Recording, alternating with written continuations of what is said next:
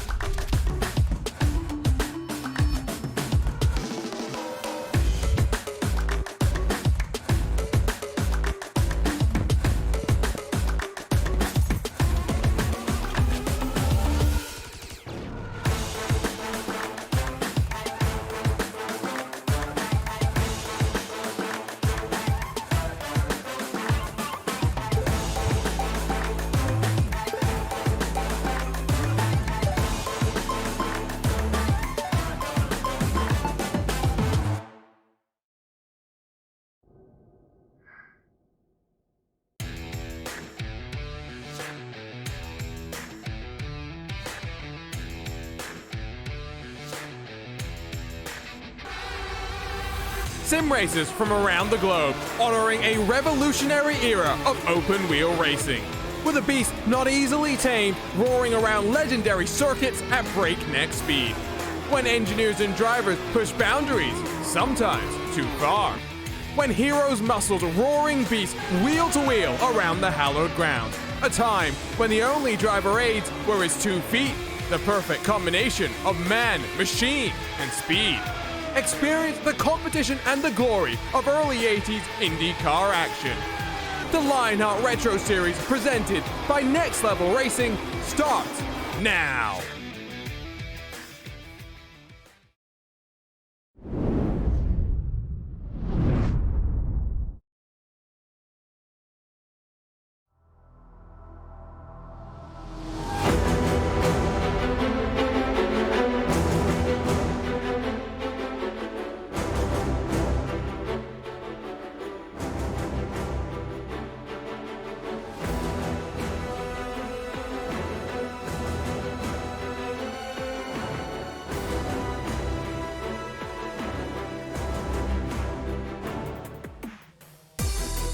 It is time to close the book on the 2022 Lionheart Retro Series. It was 288 days ago that we started in the Sunshine State at the Homestead Miami Speedway. We traveled across the world, but now we land up on the other side of the US to close the book with the HyperX Championship 250 at Auto Club. Hello everyone and welcome back to racespottv and the final round of the 2022 Lionheart Retro Series. The Lionheart Racing Series is powered by HyperX, makers of premier gaming gear like the legendary ultra-comfortable Cloud line of gaming headsets. Whatever you play, however you play, HyperX knows we're all gamers. Let's head straight into our next level racing pre-race show because my name is Arjuna Kankipati, alongside for the final time this year with the one, the only DJ Clark. And DJ, we've landed at a high-speed thriller to close out the season, and what a season we have had. Yes, indeed, Arjuna. We have been up and down the United States, all over the world, and to end here at Auto Club Speedway, or as I grew up knowing it, Fontana, an absolutely fantastic way to go. It's going to be a fun race to see, and most importantly, it's a triple crown, so double points available on the night. Oh, and it's going to be exciting with double points counting throughout the course of the championship. We'll get to that in a second. Here's a look at the Next Level Racing Series schedule. We've had a variety of new tracks that have brung some excitement into the mix, but you don't need excitement when you head to Fontana when speeds are going to be as intense as they are. 5 wide may be the norm. What a way to close out. The 18 rounds started, of course, back in the 3rd of March, and this is the final round of the 2022 Lionheart competitions, as well as we get set to swing into 2023, again live on racespottv. Here's a look at the Next Level Racing driver standings, though, and 1 point, Mike Rasmas, Matt Taylor, Michael O'Brien, and David Sirwa were all locked in step and trying to fight their way through the mid part of the season to build momentum. But I tell you what, DJ, after a slightly disappointing second half of 2021, Mike Rasmas has reinserted himself into the championship equation and arrives as the favorite with the final 250 miles to go. Yes, he really and truly does here, and he's just got to keep on a good race and keep doing what he's been doing the past couple of rounds, getting a good top 5 here. That is going to be key for the Graphics LC Motorsports driver. We'll also keep you abreast on that very close battle for second between Taylor, O'Brien, and Sirwa. And of course, you see many of the MadWorks Motorsports drivers, as well as Graphics LC drivers, mixed into the top 10 of the Next Level Racing drivers standing. Let's talk to you about the HyperX Team Championship as well, because this is also relatively close. Graphics LC started 1, 2, and 3, despite MadWorks Motorsports running 1, 2, and 3 at Homestead Miami. They have been knocking each other back and forth all the way around. This is one where just surviving to the end, DJ, is going to be crucial. Yeah, it certainly is. We talked about the high speeds. There's also a high amount of danger around here. Running very, very close to one another means you're going to be putting yourself into perilous situations, and just being able to stay clean, staying consistent, and staying understood for the drivers around you, that is going to be the way to get to the end of this 125-lap race. Well, that's 2 championships that we still have to decide. One championship has already been sewn up. David Rodriguez, a quasi-rookie if we're being fair after the partial campaign in 2021, has been the class of the field, has already secured this championship. Luke Daniels, Rodrigo Munoz, though, have been ultra impressive, as has Jim Herrick, who won our first Triple Crown race of the championship. A quick look, though, at your Gomez Sim Industry Series details as we head into this final round of the year. Of course, it's the 6th season that we campaign this Lotus 79, not just around the Grand Prix venues around the world where it was designed to go racing, but also around the ovals, specifically in the US, where it does tend to put on a show. Cash and prizes over $7,000, with our season champion walking away with a Next Level Racing GT track cockpit, as well as a Moser Racing direct drive wheelbase and a Formula steering rim. 2 new champions to be crowned in 250 miles. A quick look, though, at our Moser Racing event details, at what is a staple in the Lionheart competitions, where championships are decided, and with this car, DJ, close finishes are all but guaranteed. Yeah, exactly. Look at that. The average margin of victory, 0.05 of a second. This is going to be a race where absolutely is close the entire way through. And Arjuna, you and I were talking about this before. A little bit of a surprising statistic. Pole has never won here, nor has the driver who has led the most laps. It is a race where unpredictability comes into the mix. We only had 1 caution last year, so keep that in mind, but 12 months before that, 35 lead changes, and our defending race winner is the man that walks into this race knowing that he has to survive to be crowned a champion at the end of the night. DJ, qualifying here, not necessarily the most important, but as always, lap 1 is your sacrificial lap as you build up for that second flying run. Yeah, exactly here. And as we take a look on the screen right now, you see a lot of drivers doing exactly what I would recommend on that first lap. David Rodriguez staying high around here to be able to keep up your speed, keep up your momentum as much as possible. And then on that second lap, the golden lap, diving it down low, holding close to that white line. That's really the way to be able to get as much speed around here in qualifying as possible. And the number 10 of Rodriguez doing exactly what I would expect him to do. Painting that white line as he runs right now. I do want to give a shout out to our international broadcast team today. Hugo is filling in on production duties down in Brazil. DJ Clark still on the west coast of the US. I'm way around the world today commentating from Singapore. RaceSpot is truly an international company. Rodriguez cuts down to the apron, though, something that you can only do on the final lap of the race once we get to the white flag, so keep that in mind, but is only going to line up in 13th. It's Jim Herrick, of course, won at Pocono to open up the Triple Crown campaign that punches his way into 4th on lap number 1. Incredible job from the 4D sim racing machine. Very surprising there from Herrick. Clearly not taking my advice about trying to build up speed. He wants it right off the bat, so he has got a lot of speed in that number 40 machine as he's now going to come down, paint that white line. As we said, you want to put in as little input as possible, but he's not going to be able to get that second lap because the checkered flag is in the air.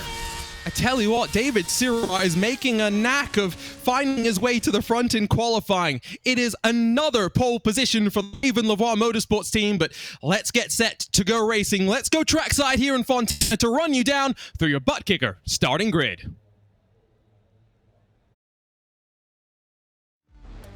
David Sirwa grabs pole position number 8 in his Raven Lavoie Motorsports entry. Just his 35th career start, he's figured this out, whether it's on the road course, on the ovals. Michael O'Brien alongside as they fight for second in the championship, but it's Craig Forsyth and Jim Herrick for the 4D sim racing team that lock out row number 2. Mark Cohen joins us once again. He'll line up 5th alongside Adam Blocker, 4 series champion that makes a guest appearance to close out the year. Luke Daniels and Mike Rasmas 7th and 8th, the championship leader. Probably going to look to stay out of trouble in the early stages. Chris Fowler's curse, number 20, will be trying to avoid the curse here today. With the team championship on the line, Danny Roberts bookends the top 10. Ricky Harding and then Sean Campbell 11th and 12th positions. Watch out for that RSR butt kicker entry with Chris Lanini and Tyler Graf sharing row 7. David Rodriguez, butt kicker rookie champion for 2022, inside of Paul Jenkins on row 8, while Matt Taylor lines up in 17th, but knowing he will be able to carve his way through the field alongside one of our other Raven Lavoie Motorsports entry, Alex Guyon, in 18th spot. 19th is Marius Valiokis in the RSR by Buck 23, alongside with Rodrigo Munoz for Backfire Motorsports. Gabe Wood 21st, Chris Staples alongside Luis Gonzalez Nunez, the final car with the time on the board. But still plenty of cars will be looking to roll from the back and stay out of trouble. It includes the likes of Richie Hearn, Mike Brigney, George Ansaldo, and Trevor Malone. 29 Lotus 79s then will tango for 125 odd laps with around a 50 lap fuel window. Before we get to the racing at hand though, it's a time to run you through our featured onboard cameras, starting with Mike Grigney, who rides with buttkicker. Sim racing is better with buttkicker. Visit thebuttkicker.com. Next up, we have the Watchman Mark Cohn with the Moza Racing onboard camera, redefining sim racing. Go further, go faster with Moza Racing. Visit mozaracing.com. Trevor Malone's not feeling the best with an injured leg, but he will battle alongside with Next Level Racing. Take your racing to the next level. Visit nextlevelracing.com. And finally, series organizer George Anzaldo will ride with the HyperX onboard camera. Whatever you play, however you play, HyperX knows we're all gamers, and HyperX is always ready to game. One final shot to get some results on the board. DJ, you were in the driver's seat 12 months ago. What is going through the minds for drivers, whether they're in the fight for the championship, whether they're looking to close off the year with a bang? Well, the one thing that they have got to keep in mind here is be calm, be patient. It's an old adage, you can't win this race in the first corner, but you can sure as heck lose it. You've got to be very, very careful. Look for some of these drivers. We've got some fast ones starting farther back in the pack. Look for them to slowly and methodically try to work their way up through the field. If we get a couple of cautions, that's going to change things up, but right now, it is all about just calm and consistent. Survival is going to be important. Competition, commitment, excitement. This is Lionheart, and this is the HyperX Race for the Championship 250. The final round of all Lionheart competitions will get underway with some drama already in the background, but the green flies were underway at Auto Club.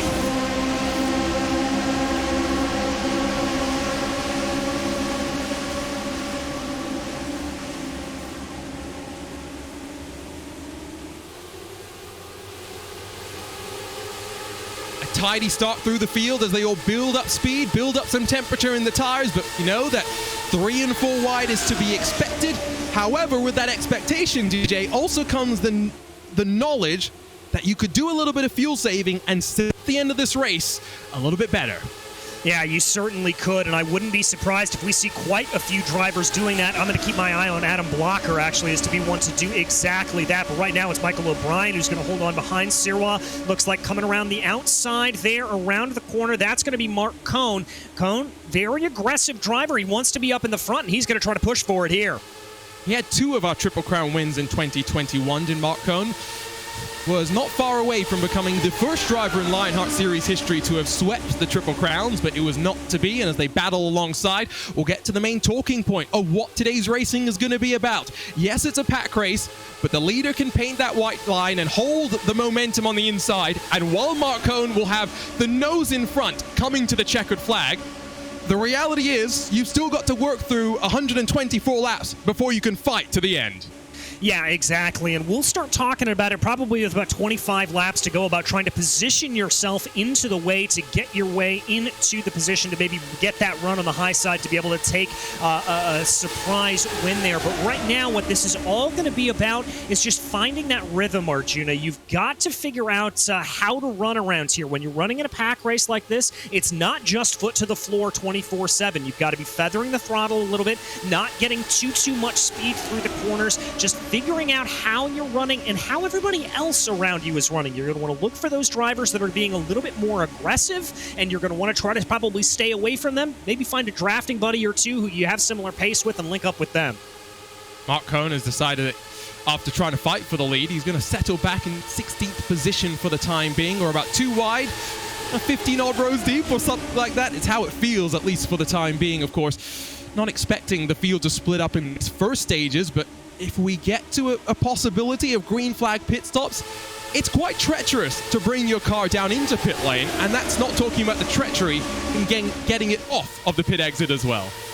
Yeah, exactly. And don't forget here, when we talk about these Lotus 79s, no pit limiter on the car, so you've got to judge that pit lane speed limit by your right foot. A very, very tricky thing to do. And because of the way that these cars are set up in super speedway trim, there's going to be a lot of front brake bias on the car. So when you come down into the pits under green flag stops, there's a high possibility that you're going to lock those right fronts up and get the car to slip and slide a little bit. So got to be a little bit careful about that. They're going to be hoping for yellow flag stops out here, but we up at the commentary booth, we want to see it go green to the end.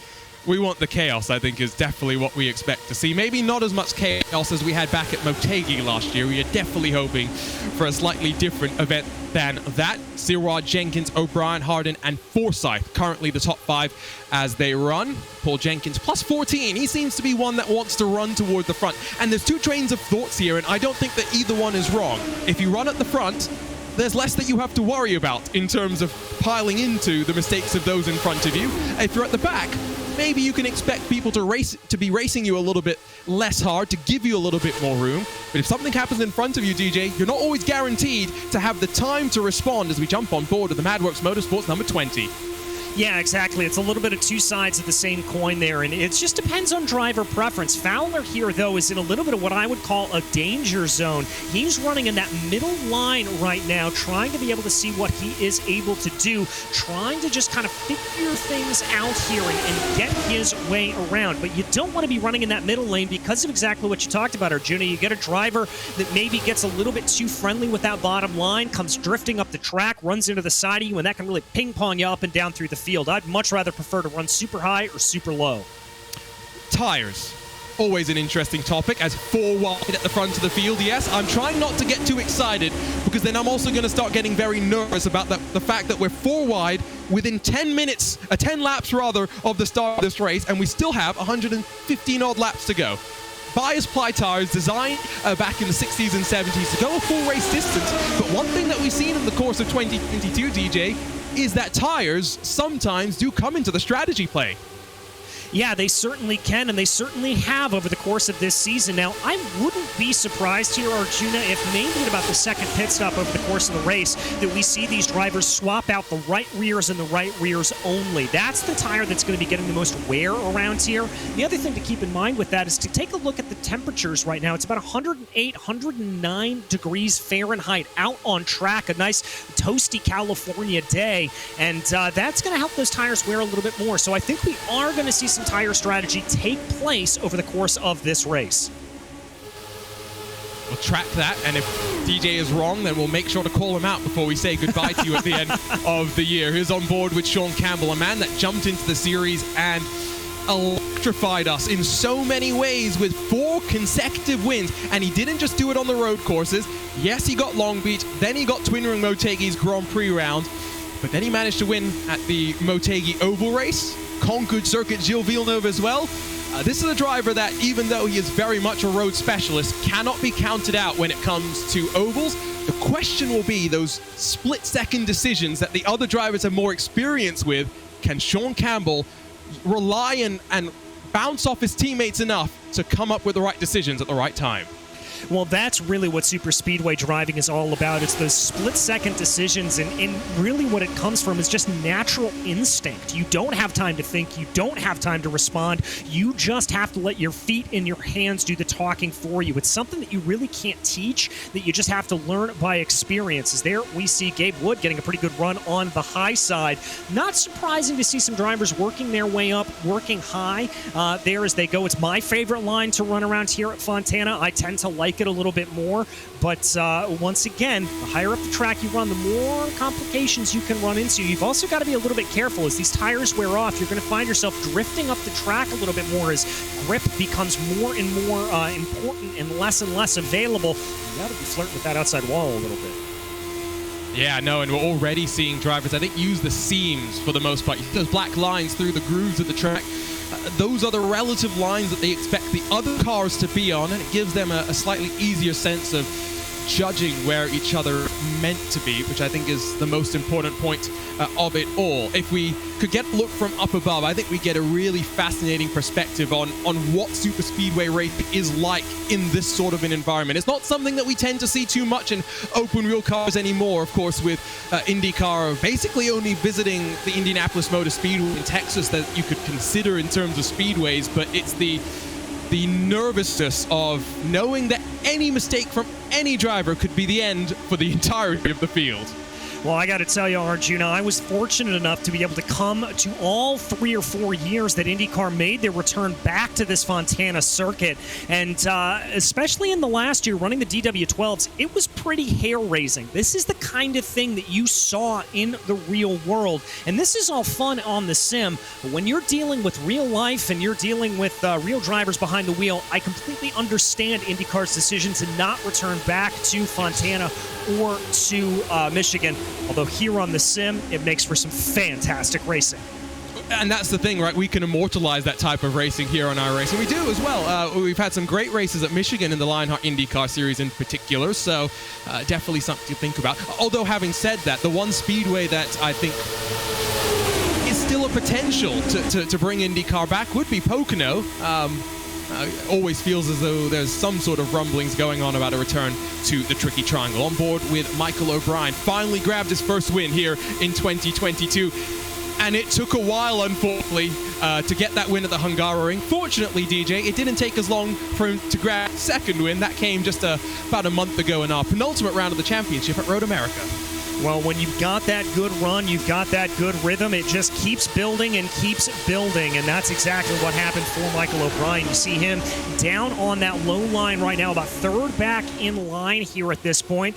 Little bit of a drift off of that line as he brings it back around. Now that move, that diamonding off of the corner there, that's a very smart move by O'Brien. What he's doing there is he's trying to let the car run its natural line, and that's going to reduce some of that tire scrub, and it's going to reduce a little bit of wear on the tires. Not only are you going to go faster, but you're going to reduce the tire wear, and that is pretty crucial.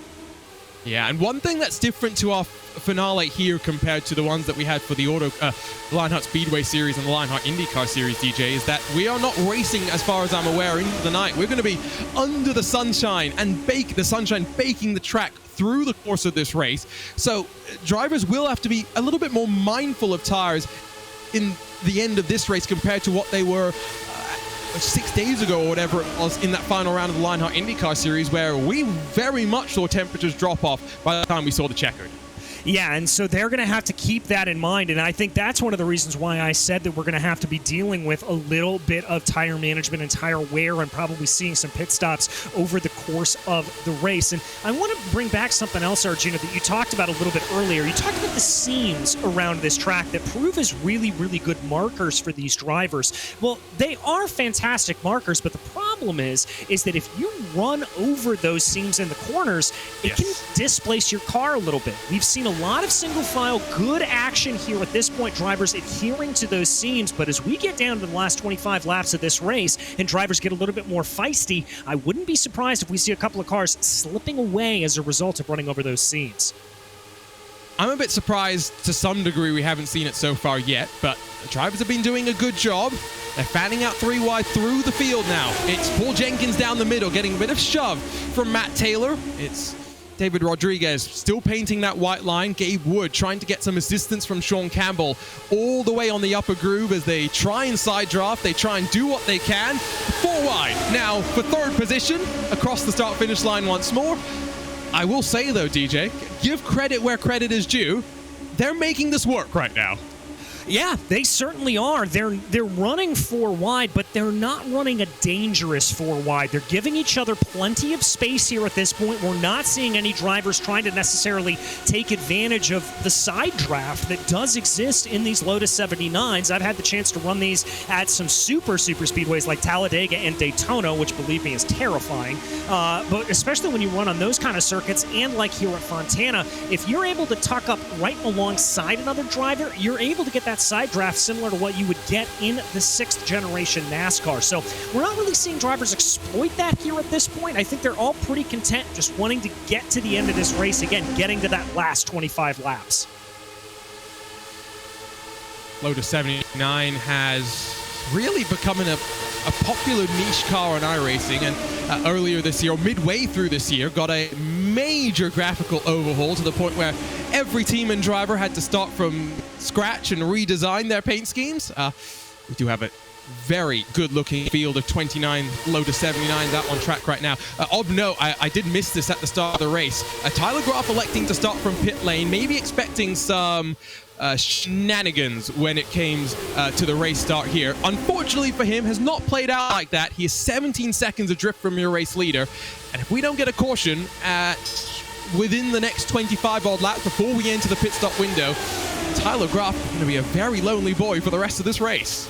Yeah, he is, and that really just goes to show you the importance of the draft around this circuit. He's running without anybody around him, and he is just running in an island unto himself. Meanwhile, the rest of this field separated by only 2 seconds from first all the way back into 28. That just shows you how much of a pack race this is here at this point. And Arjuna, the other thing about the Lotus 79, recently added to the list of cars that has AI support here on the sim. Yes. And so I think that's going to be pretty fantastic for a lot of these drivers here in the Retro Series, because that means during the off-season, they're going to be able to run on not only the road courses and be able to maybe compete in the officially iRacing sanctioned course, but they're going to be able to put an AI roster together, maybe hone their skills a little bit more in the off-season.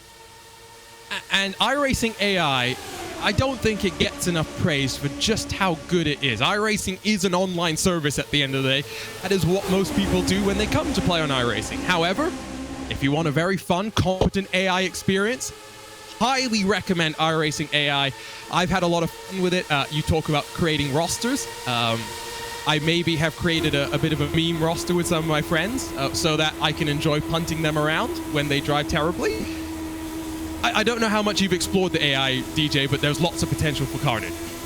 Oh, I actually, I love to race the AI. Because of some of my weird hours, I'm not always able to come in and be able to run the series that I want to run on time. So, as a matter of fact, earlier today, I jumped in and I have a World Endurance series with the newly crowned BMW GTP, the LMP2s, and some GT3s, and I went out and I ran Sebring today. And so that was a real treat to be able to do that. That BMW LMDH looks spectacular. We are heading into a golden generation of sports car racing, both for sports cars, but also for the prototypes as well.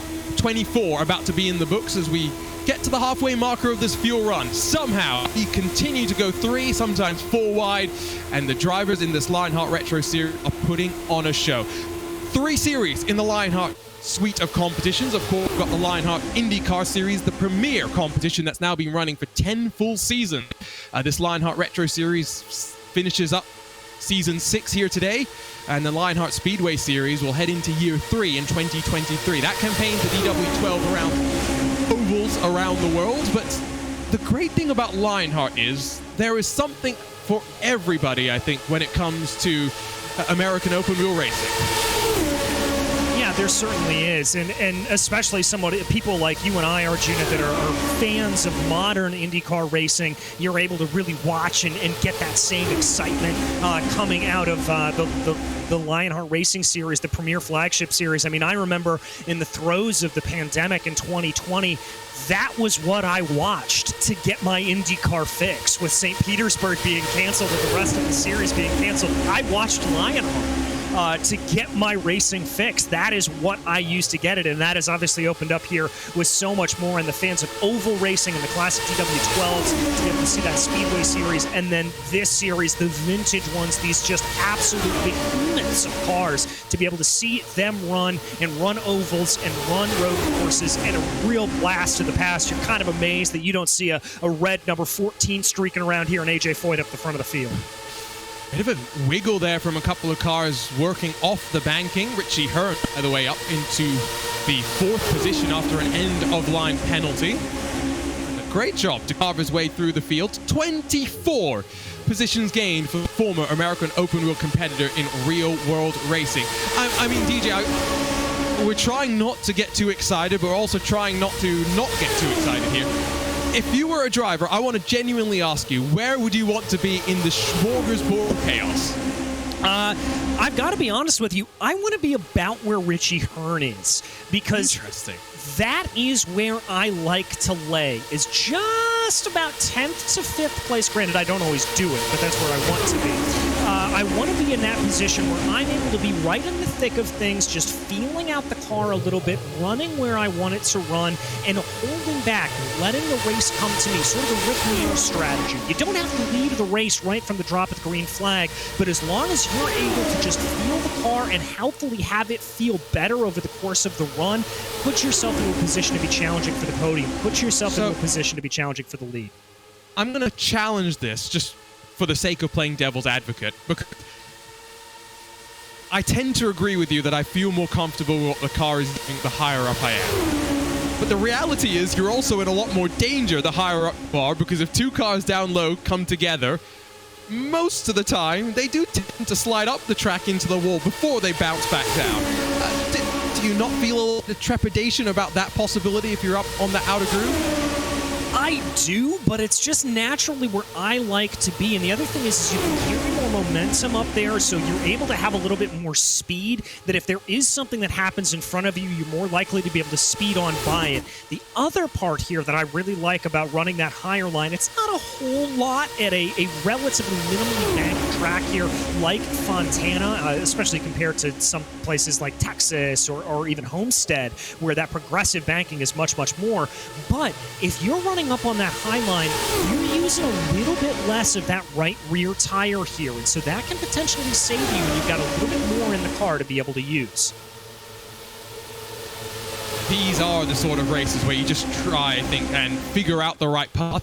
Teammates at the front trying to work together. Rodriguez still leading down low, but he's got Campbell and Valiokas just behind him, one directly behind him, and one on the right-hand side, one car back. So there's an RSR by buttkicker contingent at the front that are looking to try and hold on, but of course this is not the type of race that you are going to be able to dominate in any sort of a fashion.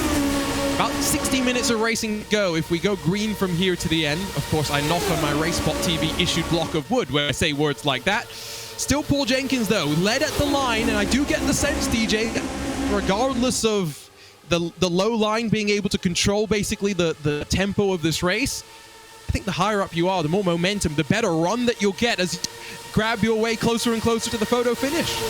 Well, that's exactly what I was talking about there. We saw Mark Cohn experiment with that on about lap 4 or 5. He got that run coming off of turn 4 and was able to be just a couple of hundredths of a second ahead of your leader when they crossed over the start-finish line. And so that was a good run for him. And I think as this race continues to go along, you're going to see some more drivers starting to do that experiment, starting to play a little bit more with where they want to position themselves off of turn 4. Grab a quick look at our Moser Racing driver profile for today. It's Mark Cohn as he returns to the series once again in his 56th career start. Excuse me, that should actually be 45th career start. Hashtag blame Arjuna, don't blame Hugo for that one. 20 top 10s, 13 top 5s. 4 wins and 2 poles, I think, showing that he's always fighting at the midst of the action, wherever it is. And a driver that, again, I'll go back to last year. Despite only racing in a handful of the races that we had, DJ, won 2 of 3 Triple Crown events, which is a tall order to say the very least. Very much so, and Cohn is one of those drivers that whenever you see him out on track, he is always a threat, specifically on these big ovals. He is a classic super speedway driver. I've had the chance to chat with him and to be able to race against him. He is a fierce competitor, he is a fair competitor, but he is one of the fastest drivers on a super speedway you will ever meet. Definitely going to be pushing to the end. He's not forcing the issue, at least for the time being, and you'll see actually just riding off the back as well, just giving himself a little bit more breathing room in case there is any sort of drama. We're only about 10 laps away from getting into that pit stop window when we'll expect those at the front to maybe dive their way on in. A couple of milestones to talk about for drivers here today. Trevor Malone makes his 50th career Lionheart Retro Series start. Mark Cohn and Matt Taylor both making career start number 45. Go back to something we talked about during the Moser Racing event details, DJ, which was that leading laps has never been a sign and a guarantee of victory. In fact, the drivers that led the most laps here, the 3 drivers that led the most laps, Sage Karam, Adam Blocker, and Chris Fowler, have never won in the 6 years that the Retro Series has come here. Well, I think that goes back a little bit to what we talked about, that leading a lap around here isn't always indicative of being able to get that run off of turn 4. I mean, the margin of victory that we talk about normally, on average, it's 0.05 of a second. And so you can be leading for the majority of this race, and somebody's able to just pip you at the line by being able to get a little bit of a better run off of turn 4. That's why I'm liking what some of these drivers behind Rodriguez are doing right now. Paul Jenkins in particular, liking what the number 35 is doing. He's just holding back here up on that high line, playing a little bit of a team game, I think, but a good run for the both of them. And also seeing some drivers like Campbell, like Anzaldo, like Blocker, starting to flirt a little bit up high. Good runs from them as well.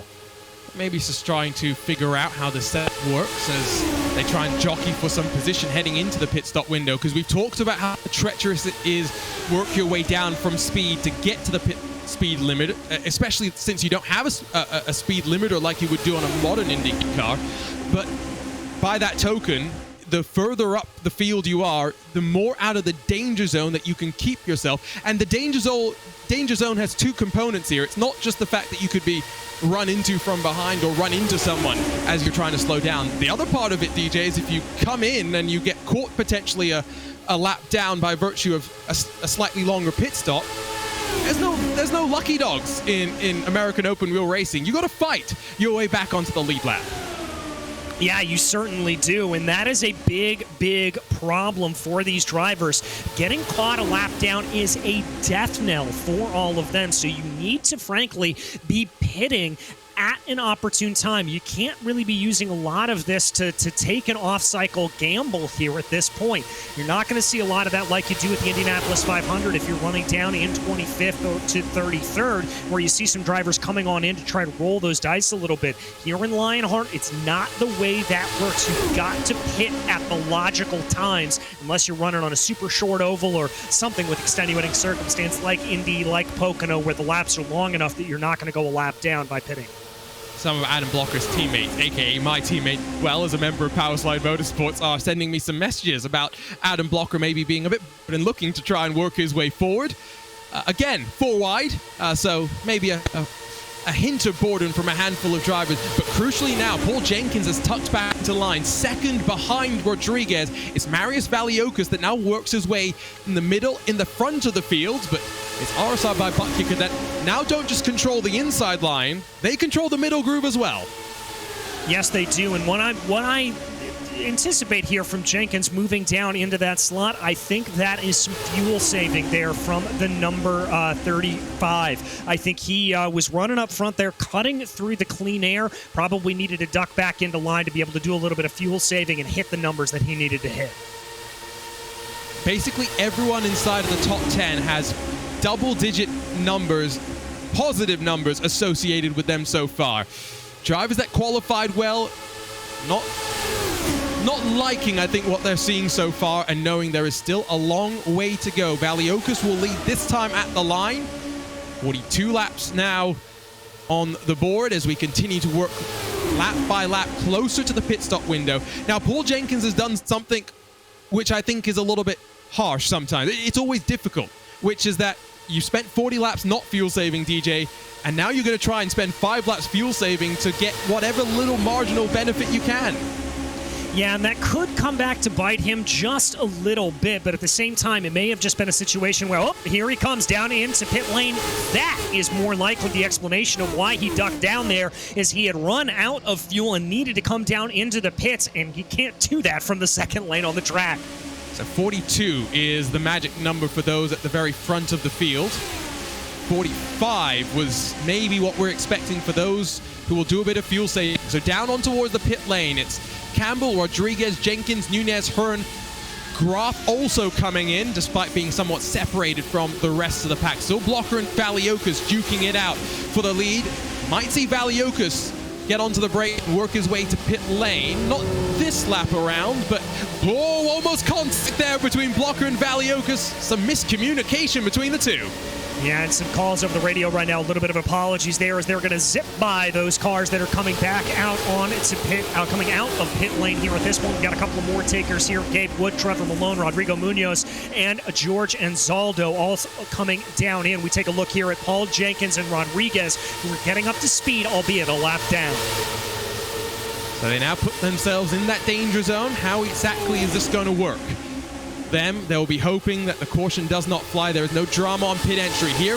Dashes off another handful, exiting stage left. Are we going to see some speeding penalties there? Because there was a lot of front brake lockage, and at the very least, for the second time this season from the front of the field, Marius Valiokis is caught speeding on pit lane. Oh, Valiokis for at least the second time this season having that problem. Remember, he had that similar problem back at Watkins Glen, and now it comes back to bite him once more. That is not what you want to have happen. I have been in that situation, Arjuna, and there is almost nothing nearly as frustrating. And he will sit, and he will sit, and he will sit. Here comes O'Brien, here comes Fowler, and Blocker as well. O'Brien the most committed of them all. And no penalty for him. Somehow, O'Brien slows that down in time. Barely able to do it, but now the real question is going to be for all of these drivers that are coming back out onto the pits, where are they going to be in relation to those drivers that came in on lap 42? Rodriguez, Campbell, Forsyth, Rodriguez, Campbell, Jenkins. It looks like they're going to be right up into the mix, almost nothing changing. And there you can see the number 20, those rear jacks, that rear tire that I talked about. Yeah, you said right rear, and I definitely think that is what we have seen across the board, basically for the field. 12.5 seconds of pit stops. Tyler Graf trying a somewhat short fill, but he has not been able to latch back on to any sort of a draft. Race off a pit road sees Fowler in front. Cone, but here comes the field already up to speed as they build back up. They'll merge alongside with O'Brien and Blocker as Chris Fowler just gotten a penalty for extending the track on pit exit. Oh, my goodness gracious. Another one of the favorites here falling down early. Well, Fowler going to have to make a pit stop. I'm not sure if he got the penalty, but I definitely saw two tires above the white line before he got the blue cone. We'll let you know as soon as we can. Other penalties have come down, can confirm. It's Chris Lanini and Luke Daniels that have been dinged for speeding on pit lane. And again, we talked about how easy that is to do with no pit speed limiters on these cars as they come back into the pits. It is so very easy to do. Keeping an eye here on Fowler to see if he's going to have to duck back down into pit lane. We're seeing a little bit more single file racing, although that's going to be Jenkins and Forsyth up on the high lane. They'll be working together a little bit. Yep, there you can see it. Arjuna, I think that's pretty slam dunk. But he hasn't got the penalty somehow. I am amazed. So either the racing gods have smiled down on Chris Fowler, or the racing gods maybe missed it. It's one of the two. It certainly is one of the two, and it may be one of the sort of eccentricities here on the iRacing service. Sometimes on certain tracks, and I'm not entirely sure if Auto Club Speedway is one of them, but if you dip those tires over the white line, it won't ding you if you are able to come back and cross over the blue cone where they want you to. So I wonder if that's what got him there. So lucky is all we can say for Chris Fowler. Hey, for the first time this season, he's on cars! Well, drama! And the first caution, surely Mark Cohn goes up and over, collected by Michael O'Brien. Craig Forsyth, excuse me, not Mark Cohn. Very similar colors on the two machines. Somehow, we stay caution-free. Shades of Ryan Briscoe in the Schmidt-Peterson Aero machine back in, that must have been 2015, pinwheeling through the grass here at Auto Club. My goodness gracious. Thank goodness we are racing here in the virtual world. There you can see it, just the contact and both cars getting collected. Oh, and it's a nasty one as well, but again, miraculously, we stay caution-free. It has broken away. About 11 cars at the front of the field. Sean Campbell leads. Mike Rasmas at the back of that leading group. Then Richie Hearn in 12th position, trying to form the bridge with Alex Guy to leapfrog their way a little bit further forward. Rolling off of pit lane, that is Chris Lanini, I do believe, who's going to feed some draft to your race leaders who are too wide and trying to work past, I think, a bit of lap traffic in the form of a 40 sim racing entry. But my word, it was going so well until it was not. Yeah, very much so, and that is just the little infinitesimal differences that get made here in super speedway racing, and you can see what that's really done to the field here as Luis Gonzalez Nunez now finds himself about 3 seconds behind Mike Rasmus, and I think that is a result of checking up because of that incident. Now, these are 11 cars who will have to just bide their time and filter themselves out into the right situations. A bit of an update when it comes to the HyperX Team Championship here, though, of course, because it's close between the Madworks Motorsports team and, of course, Graphics LC. However, Michael O'Brien is likely, I think, going to be retired from this race. The best you can expect him to finish is maybe 27th. Chris Lanini, though, for Graphics LC is 26th, and Tyler Graf is in 24th. So for Madworks Motorsports, still not looking that bad if they can keep themselves and Chris Fowler and Matt Taylor hold in the top 10. Yeah, if they're able to hold themselves into this position, stay into this leading pack. That is the crucial thing here. You cannot lose touch with this leading pack while we stay under green flag conditions. Seeing drivers flirting a little bit with 3 ride there. Jenkins, Rodriguez, Sirwa playing with that for a minute. They're now going to fall back into line here as they go and continue to work their way through.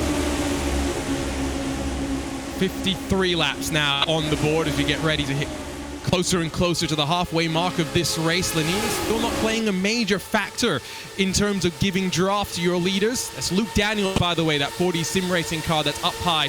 Confirmed he is 1 lap down. He'll try and keep himself out of trouble as they play this race out. The gap not really growing between the lead grouping and those behind. Lap time somewhat close as the second pack tries to work together, and it's always more difficult than it sounds, DJ, to work together and not cost each other time.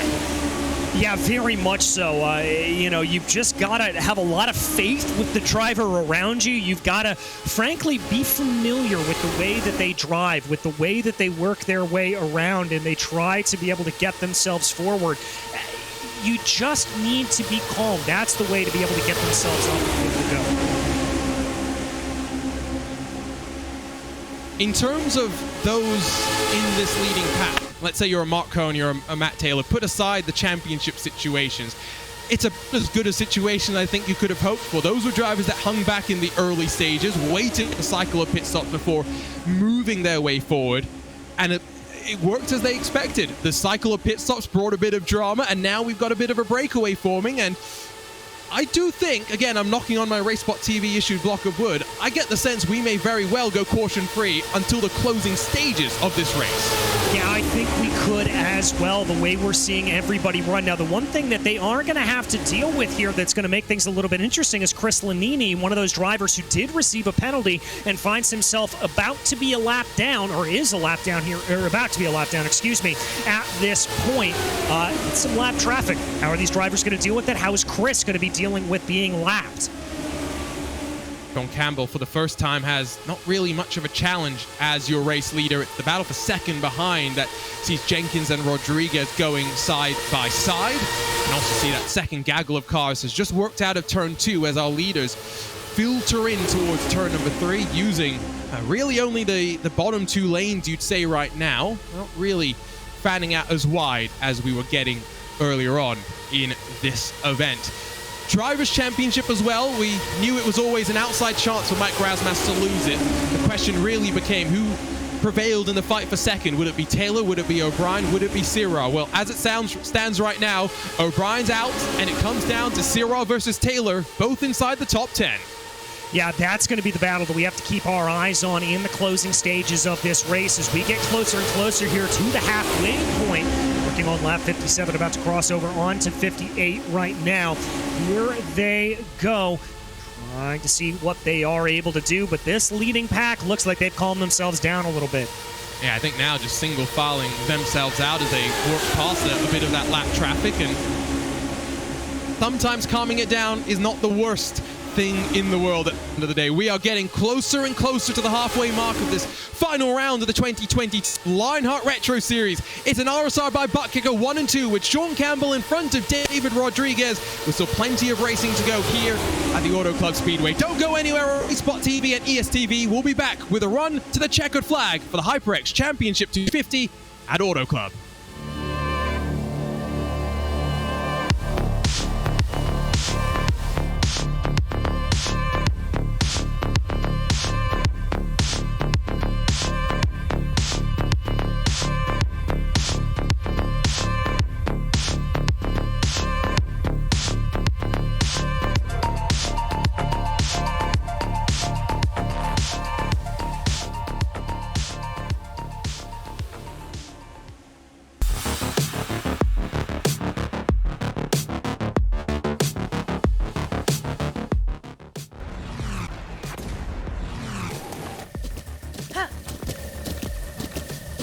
With the Buttkicker Gamer 2, what you see and what you hear is what you feel. Buttkicker. The future is feeling.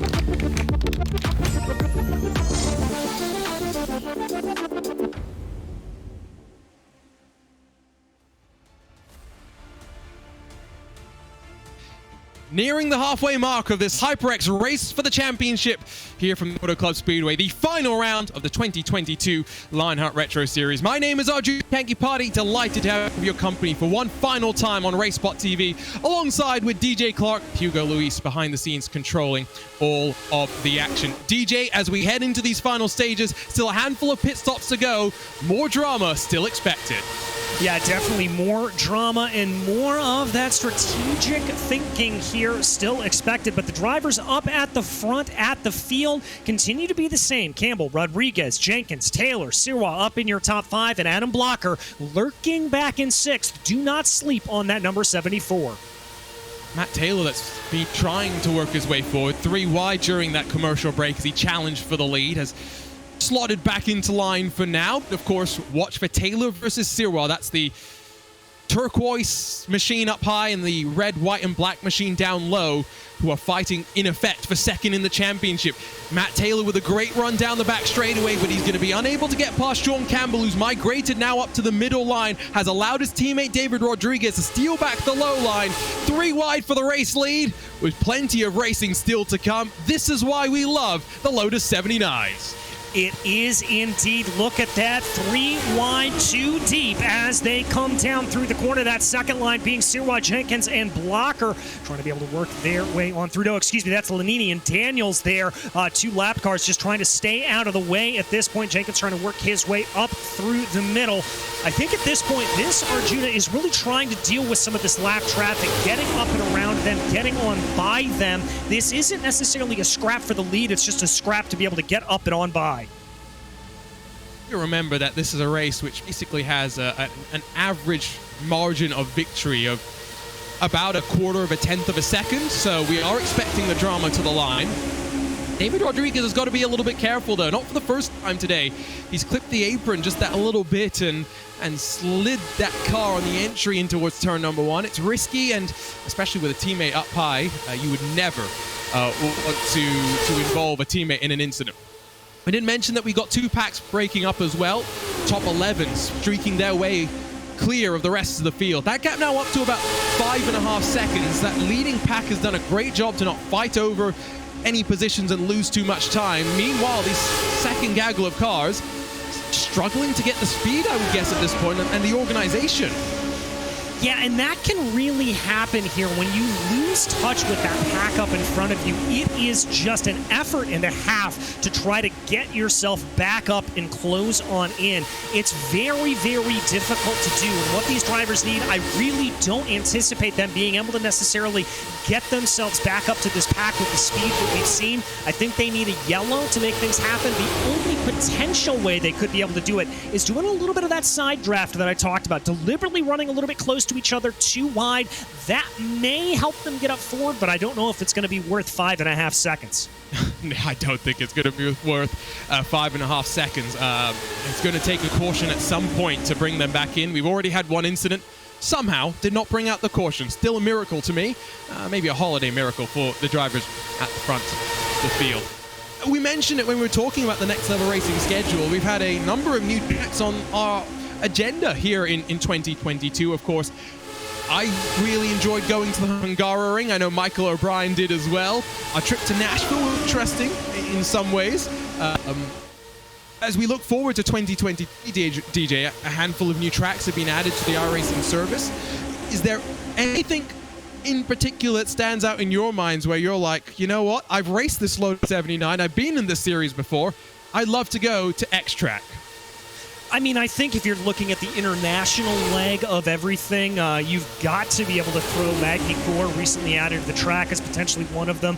I also think Fuji may be a fun run. Maybe replace the Motegi GP race and instead run the Motegi GP or Motegi Oval, and then hop over to Fuji. That long front straightaway in these cars, absolutely iconic.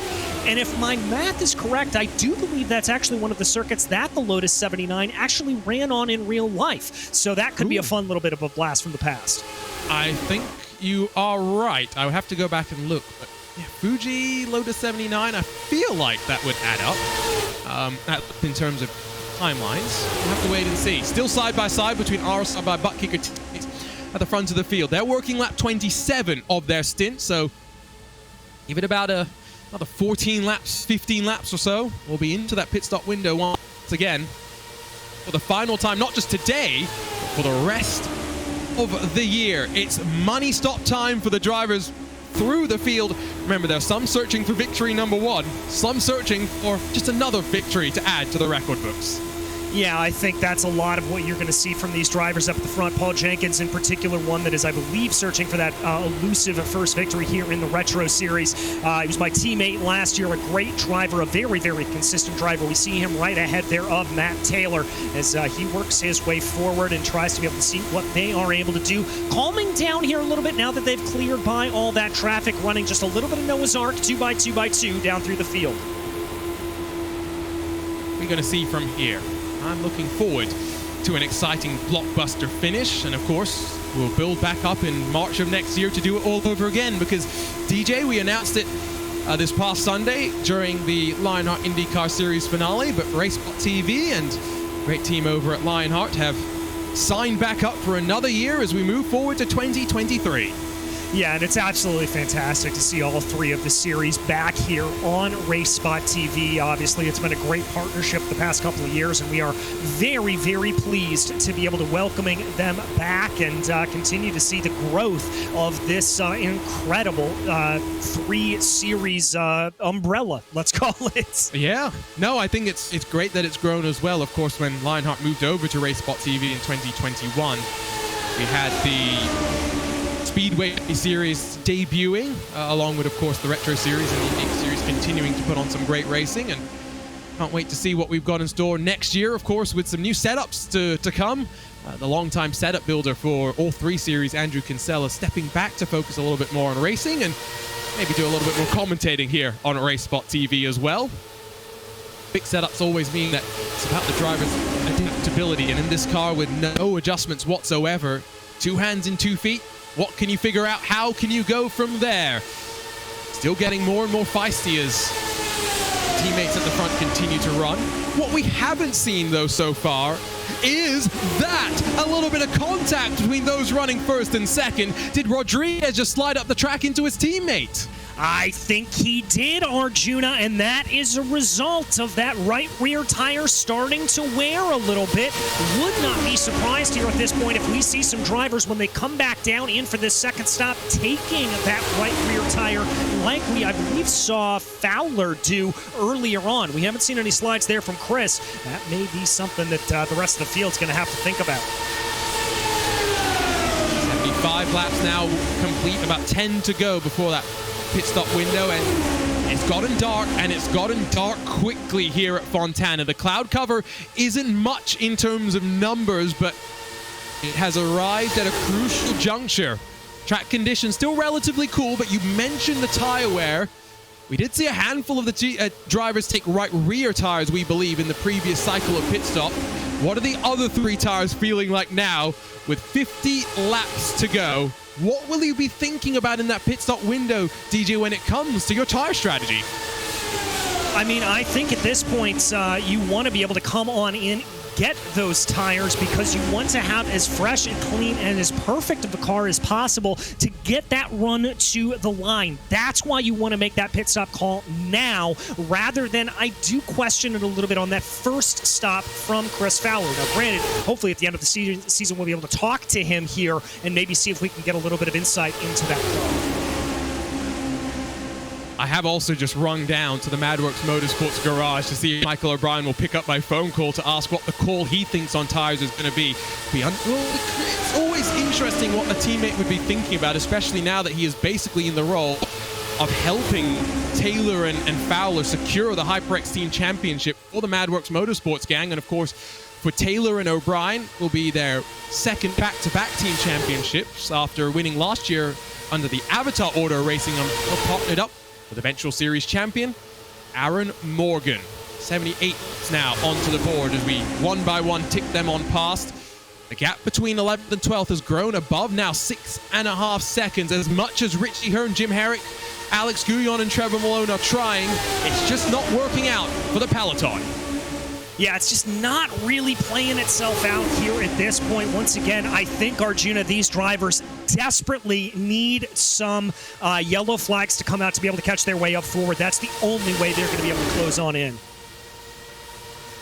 A little bit squirrely again there, down low for David Rodriguez. Getting a bit more uncomfortable now. I don't know about you, DJ, but I'm sensing the tension rising.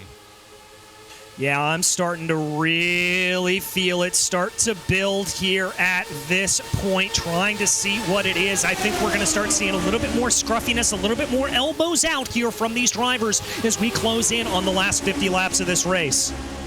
It's been a long season. These last 40-odd laps are going to feel like they're going to last forever as well, with split-second decision-making required throughout the course of the field. On to lap 37 at the front of the field. At this point, if you're up in that second groove, you've got to start thinking about tucking down low and being able to get onto the brakes without causing any sort of drama to the pack around you that will be looking to stay out on track.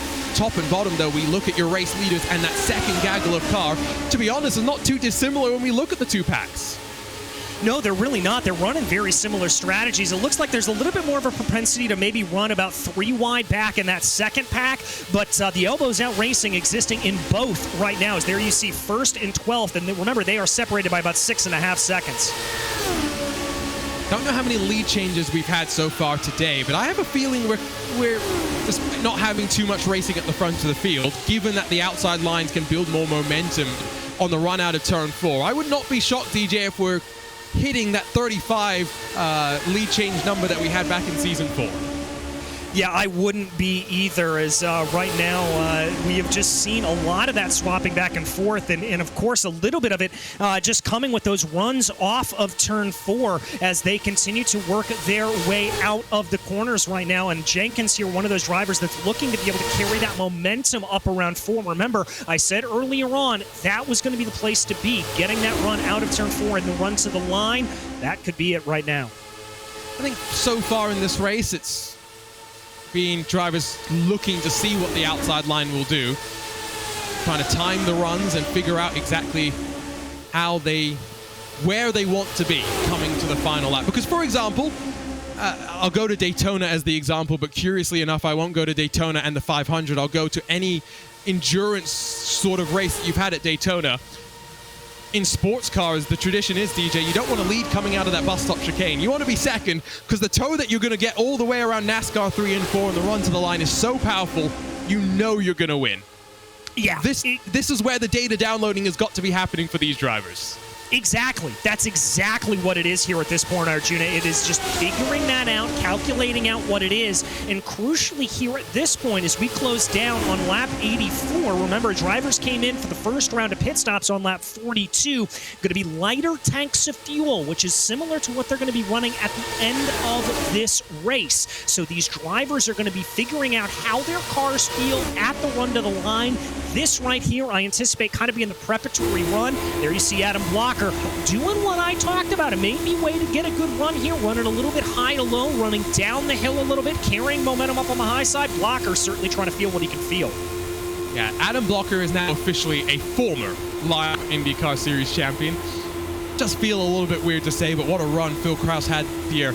Did not finish outside of the podium until I think we got to the final round of the championship. 11 wins in 22 races.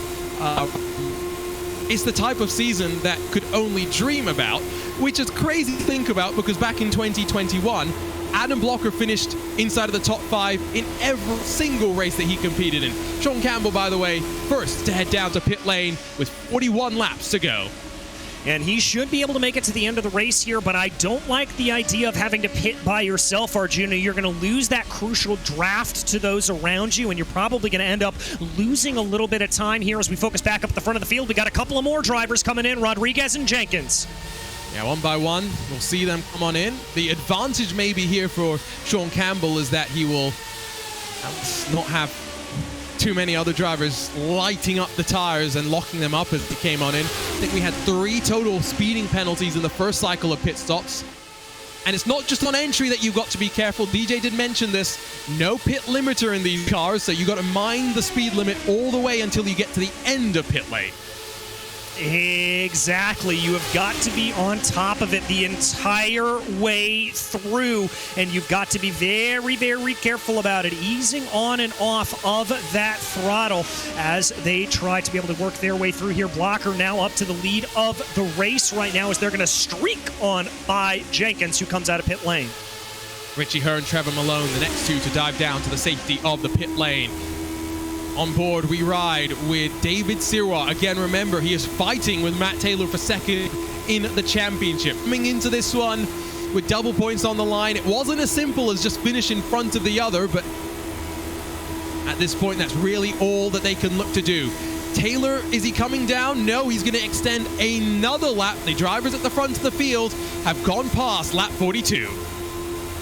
Here they go, able to stretch it out a little bit longer. That's good news. That means they are just going to be able to use a little bit less fuel, fill up a little bit less on this last stop. Sirwa here probably in the best position. He's been mired in the pack this entire time, so he's been able to do plenty of lift and coast rather as they go. Now looking here, I think Taylor probably going to be coming down into pit lane as he is holding on to that white line. My guess here is Blocker and Ricky Harden aren't going to need to. Let's see. Yep, I called that one right. Here he comes down into the pits.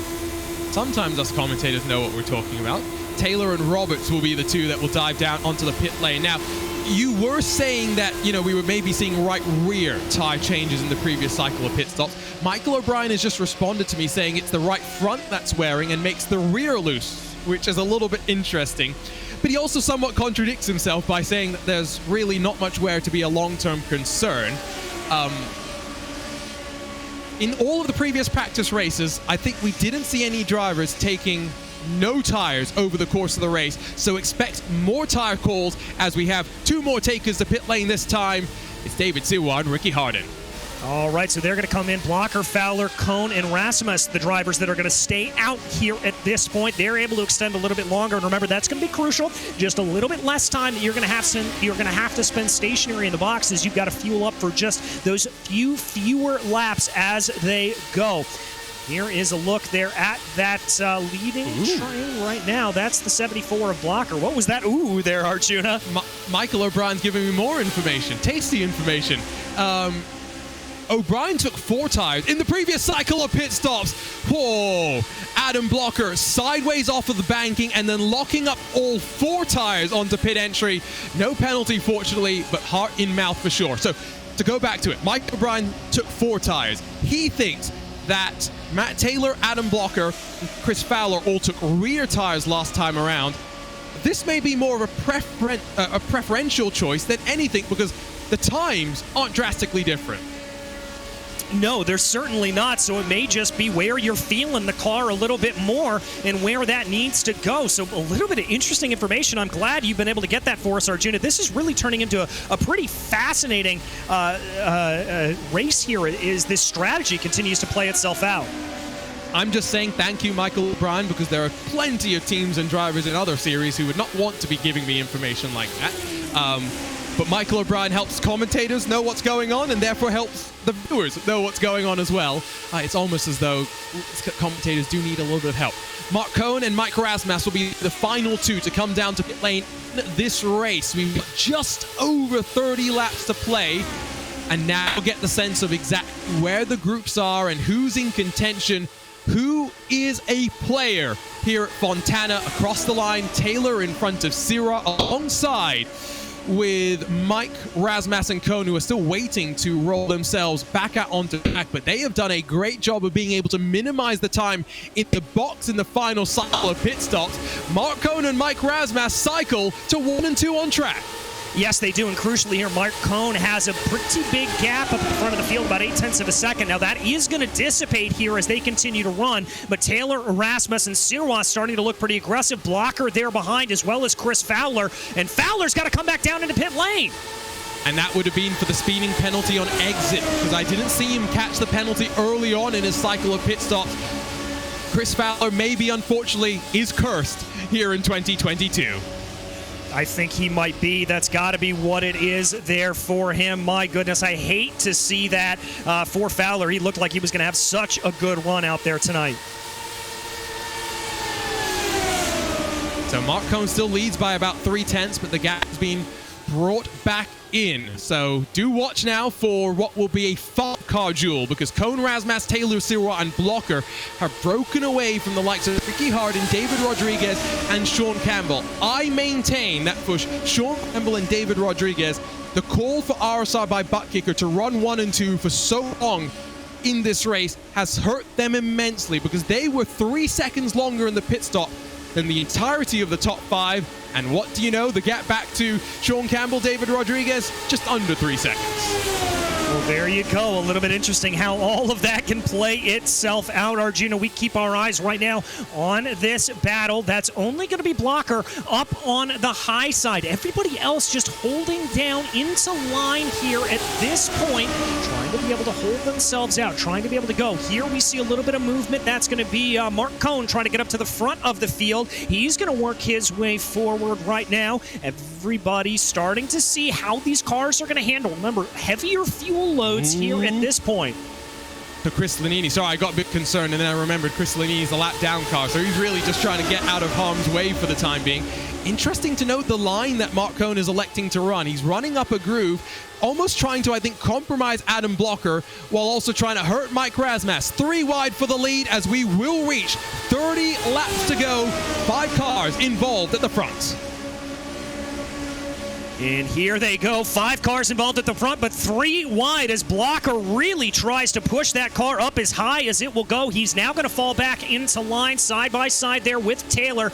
I got to say here, Arjuna, out of all of these 5 cars, I'm keeping my eye on David Sirois in the number 99. He is very, very cautious, very, very collected about this, and he's not pushing too far ahead. The reality is, if anyone in front of him comes across any trouble, Sirois might be there to pick up the pieces. Blocker, see how aggressive he wants to go in a one-off outing for the former Lionheart IndyCar Series champion. Former Lionheart Retro Series champion as well, for that matter. Close between Rasmus and Cohn as they enter down into the corner, but just not stumbling over each other too badly. Last time by, these drivers did lose a bit of ground to 6th on back, so that is something that they will be tracking to make sure that the 2-second advantage they have right now doesn't disappear before we head into the final laps. Yeah, exactly. They don't want to lose that here at this point, and I think for Rodriguez and for the rest of that field with Campbell and everybody else running behind, it's going to be interesting to see if they play leapfrog, how they want to do it, how they try to get themselves up forward. And let's not forget here, we haven't had a caution yet. Knock on your patent-pending RaceSpot TV block of wood. certainly could still come and bunch this field right back up. I'm just saying, if we don't get a caution, is this block of wood going to be actually entered in the Guinness Book of World Records for actually being the caution-free block of wood? Because I've had plenty of commentators' curses. I've never had the reverse commentator's curse. Yeah, neither have I, Arjuna. This could be a monumental day for RaceSpottv broadcasting if we jinx it this hard and nothing happens. Monumental for all of broadcasting if we could be this bold about talking about cautions and not be bitten by it at some point or another. Cone Taylor, Razmas, Blocker, Sirah still up front. Further back it is Rodriguez, Campbell, Harden. 3 cars trying to work together to close. And another battle pack which has Danny Roberts, Paul Jenkins. Well, Yellow! Now we've got drama. The caution is out for the first time today. Chris Staples, the main car involved in that one. We were just talking about the reverse commentator's curse. The commentator's curse is struck well and truly.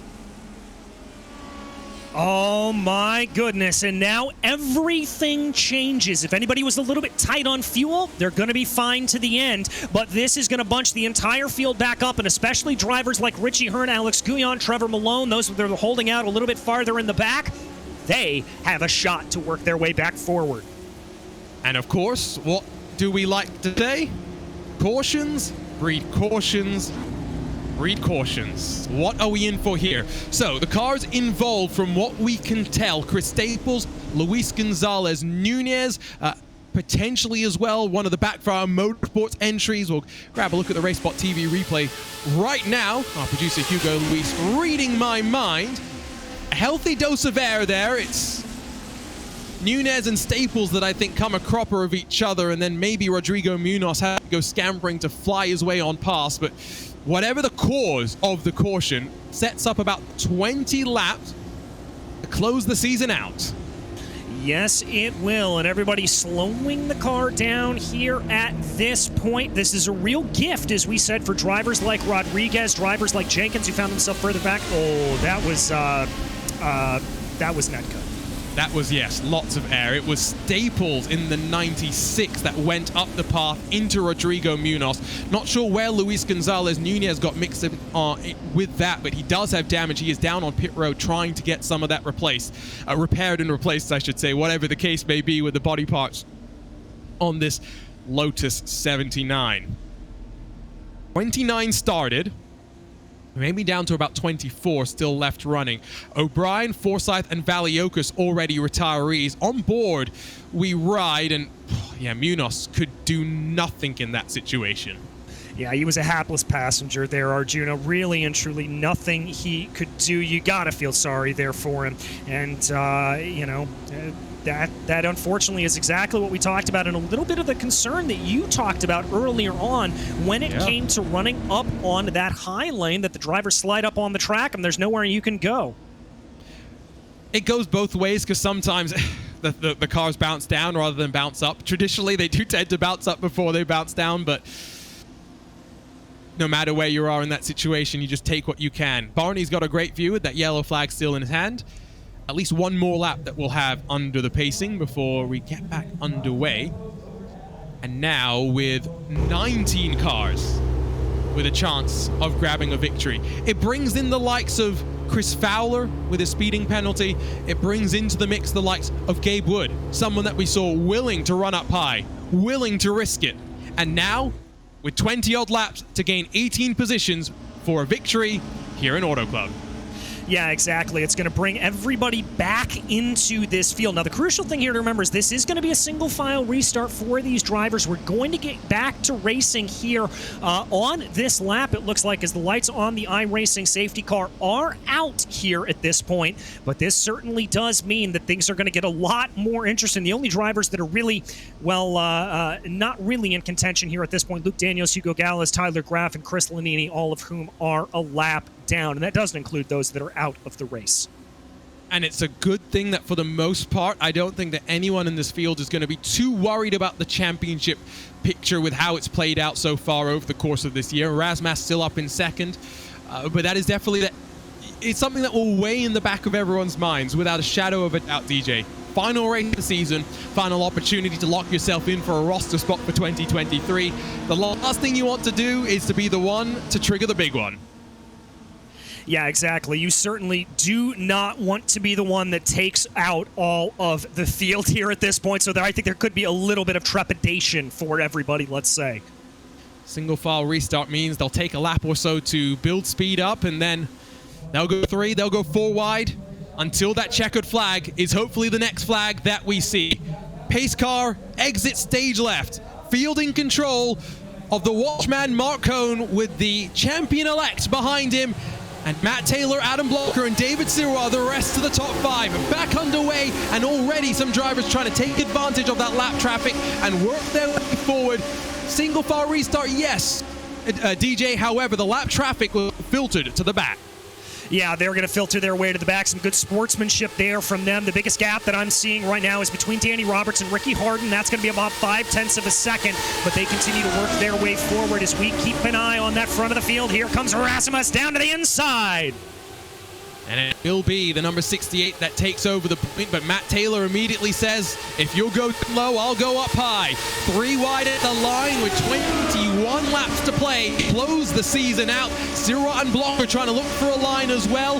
Has been a bit of a checkup that's seen a breakaway. It's not 19 cars, it's just 8 cars in this leading pack. Yeah, and that gap up to about a full second here at that point as they go trying to work their way around. Blocker getting a little bit aggressive up to the high line. Adam Blocker's here not to make friends. He's here to win a race. Chops the nose off of Matt Taylor. Tries to chop the nose off of Mark Cohn before he realizes there was not enough racing room. He'll lose some momentum on the exit out of turn number 4, but ducks back into the draft to build up once again and will throw himself to the outside line to make it 3 wide once again. I get the sense 3 wide now is the norm, not the exception. They're 3 wide, 3 rows deep. Here they go, trying to be able to work their way through. I've got to agree with you, Arjuna. I think we're going to see everybody running 3 wide as much as possible here at this point. Blocker getting a good run up on that high side here. Cohn in the middle. Rasmus trying to hold on down low. Behind them, it's just an absolute schmozzle of cars as they run in a perfect Indianapolis 500 start, except they're over 190 miles an hour. Yep, if only the starts were this coordinated all the way up through the years as well. Incredible stuff. One car trying to think about making it 4 wide as he rips all the way up high. That I think is David Rodriguez in one of the RSR by buttkicker entries. No, it's Sean Campbell. Sean Campbell's finding some speed on the ovals as well. He's a man that we know is going to try some wacky moves. Yes, we certainly know he will. We'll have to see what he is able to do. 3 wide, almost 4 wide coming down into the corner as they try to be able to work their way through. This is getting slightly hair-raising here if you are a fan and if you are a driver. Almost contact there coming through the restart zone that was recently implemented here to Auto Club. I think Matt Taylor has decided to hang back for the time being. The gap to the second group has grown to 1.4. So as exciting as this race is, it's not slow by any means. In the second pack, humongous wreck. Guyon, Anzaldo, Roberts, Rigney, Malone. Count the names involved in that one, and cautions do indeed breed cautions. The second time tonight, we will slow things down, filter behind the pace car before we get underway once again. Well, as you said earlier, Arjuna, cautions, breeding cautions.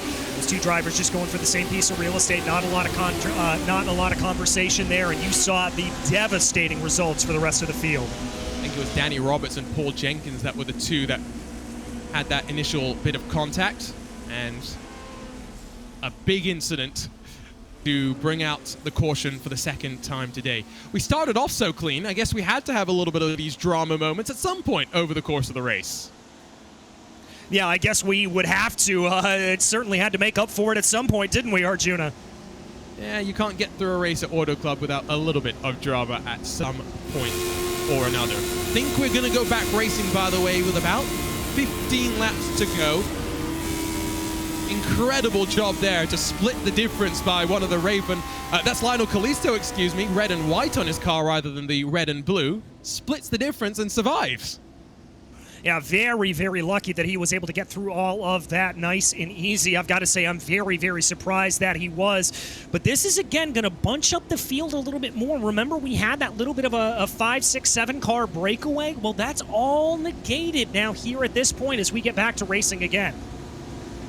We'll be single file once again. I don't know how much traffic there is going to be this time, but once again, if there is lap traffic in the midst of the pack, we're not going to see them filtered back. They would only be dropped to the back on a restart if we got within 10 laps to go for that restart. So the field got a little bit more. 29 now becomes about 17 who will go out there and battle, of which only about 13 are left on the leading lap. And it's exactly what a lot of that second pack would have wanted to see. The likes of Rodriguez and Campbell for RSR by buttkicker here, DJ, because they got a chance to put themselves back into the mix now. Yeah, they certainly do, and I've been impressed with their running here. Campbell being able to hold up to the back of this, and as we've said, he did a good job at Motegi, but Motegi, you've got to use that middle pedal a little bit. You've got to brake a little bit coming down into the corner. It is pseudo-super speedway, but this is a true super speedway, and so being able to keep up and keep competitive around here, very, very impressive for the number 26.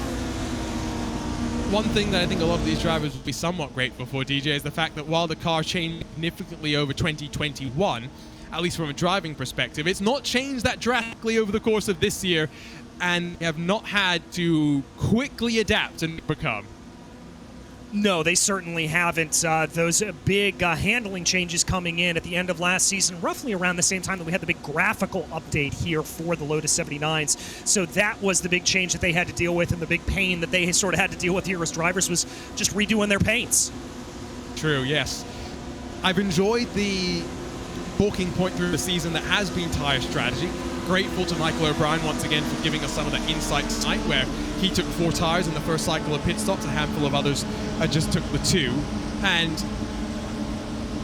that, I think, was one of the other changes that they had to adapt this year compared to last year, DJ, where basically we assumed that bias ply tires were going to survive the entirety of a race distance. Yeah, exactly. That's a little bit of the change here, and you never know what can happen when all of that switches around here. It certainly has been one of the biggest question marks in the season after that change was made, and certainly has changed the strategy, changed the going thought about everything here, and it, frankly, Arjuna, has made races a lot more interesting. A lot more difficult to follow as well, though, if we're being honest. Also that, yes. It is going to be 15 laps, by the way, that we'll have to sort this one out. Of course, not factoring in for any more interventions of the caution vehicle. It's still Rasmus, Cone, Blocker, the 1, 2, and 3 formation. Silva, Campbell, Rodriguez behind them. Ricky Hardin and Matt Taylor. Then the rest of the top 8 with 2 Elite West Racing entries, with Paul Jenkins and Richie Hearn bookending the top 10 as they play right now. DJ, is the next flag that we'll see going to be the checkered, or do you think we'll slow this down once more? I think it'll probably be the checkered here from what we've seen. I think that that is going to be where it runs to, but we'll have to see. You never know, Arjuna. Racing at these speeds with everything on the line could bring a little unpredictability. It's the final chance to put it all on the line in 2022. 15 laps, 30 miles to crown the winner of the HyperX race for the championship. It's a great start from Mike Rasmus once again. 3 wide, though, in the heart of the pack as they rumble across the line and dance their way in towards turn 1. Rodriguez and Hardin side by side. Taylor and Jenkins side by side as well. And for the race lead, here comes Mark Cone. Cone trying to reassert his claim on the king of the Triple Crowns here, but here comes Blocker. They'll take it 3 wide on the restart. Blocker up high, Cone in the middle. Rasmus, the champion-elect, down low. It's David Sirott in the popcorn seat, taking the draft and seeing what line you'll want to take. Behind them, the speed is building up as well. By no means is this done and dusted. Well, and there you saw a little bit of what I was talking about from Adam Blocker, running the high line, getting a little taste of the draft, and then getting himself across the line and trying to make that run. That's all about that timing that he's going to want to try to get here when we get to lap 125. But look at that gaggle there behind him coming on. Blocker once again will try and go up high. Will Luke Daniels, I think in that 40 sim racing car, give him a bit of help in terms of the push that he may need to clear one, if not both of the cars. Down low, movement up and down on the timing tower. Hard to tell who's in the driver's seat. Razmas and Cone 1 and 2 at the front of the field. Then Sirra, Rodriguez, and Blocker. Not sure exactly who's in third. Yeah, not exactly sure either, as it is 3 wide, 2 deep here at this point as they continue to work their way around, trying to see what they are able to do. That is Rasmus able to get a good run off of the low line, but here comes a little bit of momentum for Mark Cone. Does Blocker have anything to say about it? Drifting around here, almost 4 wide, farther back in the pack. And I don't think we mentioned it too much over the course of the previous 112 laps. This is a bumpy surface. Even though it looks like the cars are handling it quite well, these drivers will be white-knuckling the wheels right now, just trying to hold on and keep it pointed the way they want it. Yeah, very, very much so. It is a very abrasive surface, and again, as you start to get a little bit closer here and you're not strictly adhering to those signs and those lines painted there, the seams, you may find yourself a little bit out of luck. What are we going to see from your major contenders? How aggressive will they be at a track where, again, the average margin of victory is about 1/4 of a 1/10 of a second? Get your cameras out, get ready to photograph a finish, and then pick apart who had a pixel in front of the other, because it very well may come down to something like that. Still Razmas and Cone juking it out, low line and middle groove. As much Blocker is trying that third line, he's not finding much success. No, he's really not, and he's getting a little bit bottled up there behind as a couple of drivers there are bottling him up a little bit as they run going down now into turn 3 and 4. They're going to come to the line here with 10 laps to go. This is all about positioning. This is all about figuring out how this is, and this is about being careful here at this point. You don't want to be too aggressive and bring out another one of those dreaded yellows. The car in the middle has got to be so careful to place itself at the right place and maintain that line around the corner. Cone's in that tricky spot of where he wants to pinch Razmas where possible, needs to give him racing room, and has got to be cognizant of where Blocker is and potentially other cars trying to file out to his outside. It's a safe situation by any means whatsoever, and you can tell behind Mark Cone there's some serious pressure coming in the form of that dark black machine. One to the line, a big slide from the black machine. A big old slide there from that black machine, but he was able to hold on to it. Thankfully, Cone is going to be absolutely painting that white line here, not wanting to give that up whatsoever. Let's see if it plays out. Believe it was Sean Campbell or David Rodriguez, one of the 2 RSR by buttkicker machines. Moments from disaster. It's hard to know what to expect coming to the end, but a camera shot like that tells you all you need to know. There's not going to be much room left out there. It's going to be won through physicality. Yeah, it's going to be elbows out racing from here at this point. Don't sleep on Richie Hearn coming up right now. Marked is in 4th, but he's up in that 2nd row, up on the high line. He's been dancing around here a little bit, trying to find out where he can. Here's Campbell now trying to make a little bit of a push. Blocker, got to be careful. Campbell's trying to squeeze his way to a gap that was never really open. Richie Hearn's the one that may squeeze it 4 wide to the outside of Adam Blocker. I think we're playing some bump drafting games now as well, as Sean Campbell gives a shot to the back of Mark Cone in the middle of the queue. Tension, tension, tension, and the reality of the unexpected is what we should expect. It's Cone that's got the narrowest of margins as we come across the line. It's the car in the middle that looks to be the best positioned. Yeah, I think it is here at this point, but you've got to survive in the middle, Arjuna. That's the hard part here as they run to the line with 6 laps to go. Coming around out of turn 2 right now, you've got to be able to survive and not have that car drift too far up and down on the track. Sean Campbell still trying to get between the gap that Mark Cone and Adam Blocker sometimes have between them. Some lap traffic may play a part. Gabe Wood is very down on speed, and you can see him just at the front of the shot. I would suspect that he's going to pull down low and let the field clear their way on through. Again at the line, it's Cone with the narrowest of margins. 6 laps to go, DJ. Gabe Wood gets out of the way. Razmash trying to pinch Cone as they slide through turns 1 and 2. Oh, able to hold that on there, and that's a little bit of that elbows out driving that we talked about, as there's a little bit of a close, almost a bump draft there with Adam Blocker and Sean Campbell up on the high line. We'll see what Blocker wants to do. Who does he want to work with here? Sean Campbell looking for his 5th victory of the season. What's he going to be able to do as we come towards that 5 lap to go marker? Moments away from the point of no return. 4 wide behind them, 3 wide for the lead. My goodness gracious, as if this couldn't get any more fascinating. Here they come off of the line. Blocker trying to get a little bit of a run. Thought about it. He's going to poke back down into line here behind Sean Campbell again, giving him what looks like a little bit of a bump draft. You can't do that in these Lotus 79s. It's very difficult, but it is possible. Sean Campbell had a very sketchy moment there, and it's checked up that 3rd line entirely. Momentum and opportunity for someone else to take advantage, because Campbell and Blocker are trying to get it back together. Blocker's committed down low. He's tucked into the middle line. He sees where he wants to be. 4 more laps to go. 3 wide, 4 rows deep, and you could not pick the winner from a random lottery. No, you certainly could not. Here they come, coming up the middle. Ricky Harden, now the one that's completely boxed in, getting a little bit of the push in the back there from Adam Blocker. He's got to be careful not to push the pusher and make sure that they don't have a little bit of a problem as they come in through. Trying to see what they are able to do right now. Almost 4 wide as they come out of the corner. Whoa, contact! That's going to be Sirwa down into the grass. That 2nd in the championship done and dusted. Matt Taylor will grab 2nd spot for the 2nd year in a row. But the caution flies to end the season. Mike Razmas has had a blockbuster 2022. It's not how he wanted the race to end. It's not how he wanted the championship to end. But Mike Razmas will grab a win for the HyperX race for the championship at Auto Club to secure the 2022 Lionheart Retro Series Championship.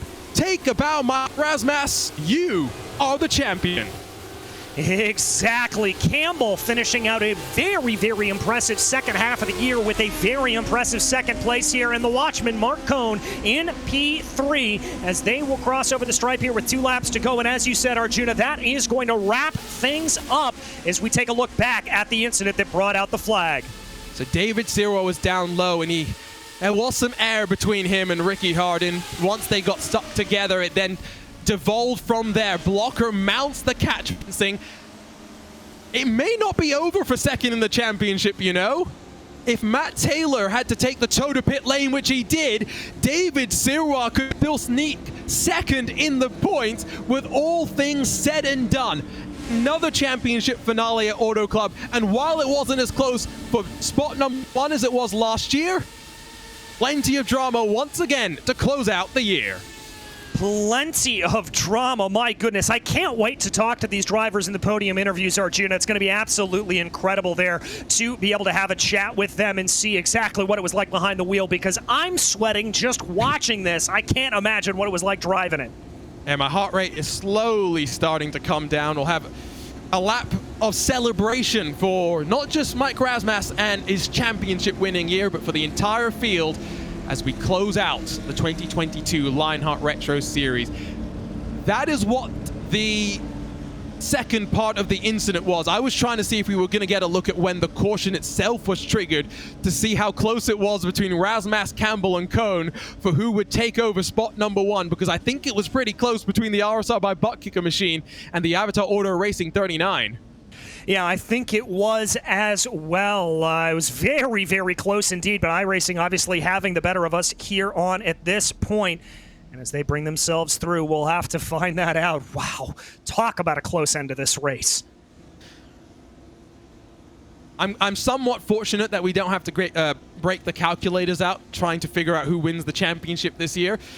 Those that were around last year will know that Matt Taylor and Aaron Morgan tied on points, tied on victories. We had to go back to count back on 2nd place finishes to figure that out. Here's a look at when the spin happens. We won't get exact timing on the caution, but you can just see how close it was.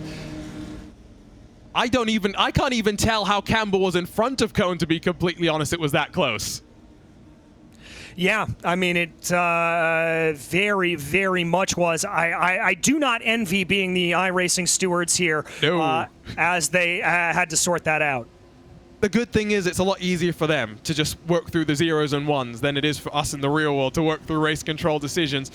But my word, 288 days later, after we started the season off in the Sunshine State, we crossed the country, we've crossed the globe, we've landed in Fontana, and Mike Razmas will grab another victory in 2022 and finally grabs the championship.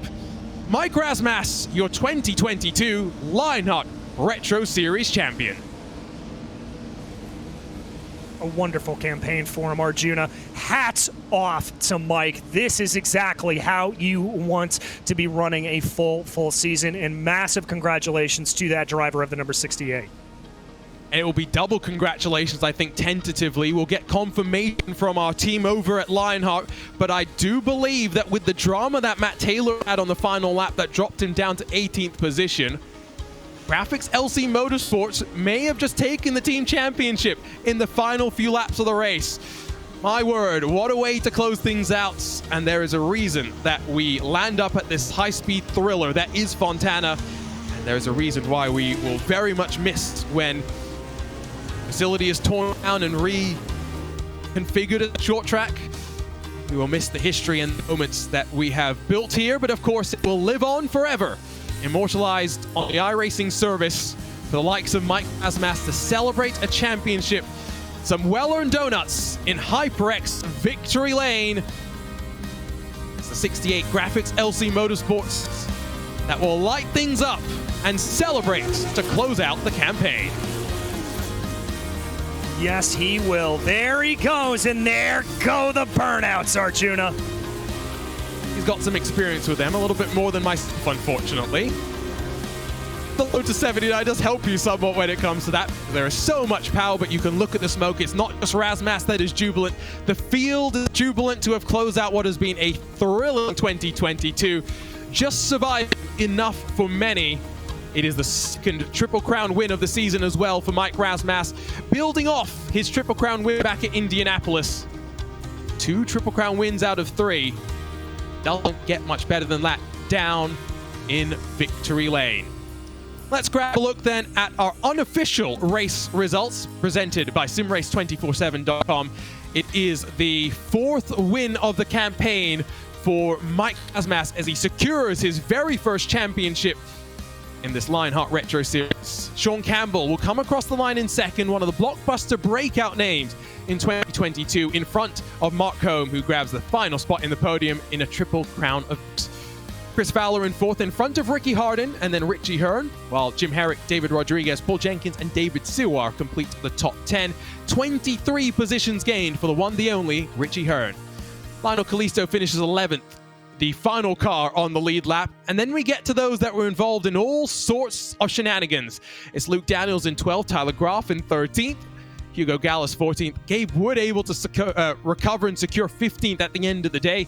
Chris Lanini scored 2 laps down for Graphics LC, Adam Blocker and Matt Taylor 3 laps down, and then our graveyard of cars, Alex Guyon, Danny Roberts through the top 20, while behind them Malone, Rigney, Anzaldo, Nunes, Munoz, Staples, O'Brien, Forsyth, and Baliokas watched on from the sidelines as we sailed into the sunset. I tell you what, let's not dawdle too much longer. Let's head straight to our HyperX post-race show, because the Lionheart Racing Series is powered by HyperX. Whatever you play, however you play, HyperX knows we're all gamers. Standing by for us in HyperX Victory Lane is not just the final winner of 2022, but our 2022 Lionheart Retro Series champion, Mike Razmas. Talk to us about what's going through your mind right now. Relief. Massive relief. I'm so happy. I'm so proud of my team, my friends. It's a long year, this Lionheart series. It's a really long year. I've been nervous for like 3 months, trying to hold it together. We have so many fast drivers in this series, and second half of the season was a little bit rough for me compared to the first half. So super happy to come away with the championship against all those super fast drivers, and won the race at the end too. That was not expecting that. you talk about relief. How stressful a race was this for you, with how close everyone was fighting and how treacherous at times it seemed? How anxious were you behind the wheel? Beyond anxious. I mean, I'm just sitting there, it's just a matter of inches for everyone. And when you can race side by side by side, row by row by row, you don't know what's going to happen next. So I spent most of the first half of the race riding in the back and trying to be careful, but it doesn't matter where you are on these super speedway races. Like you can make a mistake anywhere. So yeah, it's a grind getting through these, especially the first half of the races. Before they spread out. If there's green flag stops and stuff like that, that helps a little bit. But you're just white knuckling it through the whole time. You look back to 2021, where halfway through the year, you're also in the championship equation. Things unfortunately slipped a little bit away from you coming to the end. What was different here in 2022? Of course, a lot different when it came to the tires and some of the strategies, but once again, you were consistent on both the ovals and the road courses. Yeah, I think my finishes were just that much better. Just a little bit better results at the end of races. I think I finished more races, and I took a few more chances, and I drove a little harder this year, and I think that paid off for me because I'm still a pretty patient driver. I don't try to do anything too off the wall, so I still was more aggressive than I usually am, and it worked out for me this year. We'll chat to you in a couple of minutes, Mike, when we get into our postseason awards. Congratulations, though, on a great season and a great championship that you can celebrate in these holidays.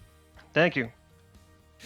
As said, we will talk to Mike Rasmussen once again once we dive into our postseason awards, but instead, let's have a quick chat with a man I think is probably a little frustrated by the margin that he missed out on a victory. Sean Campbell has exploded onto the scene here in this Lionheart Retro Series and almost came out on top here today. Sean, what was that race like for you?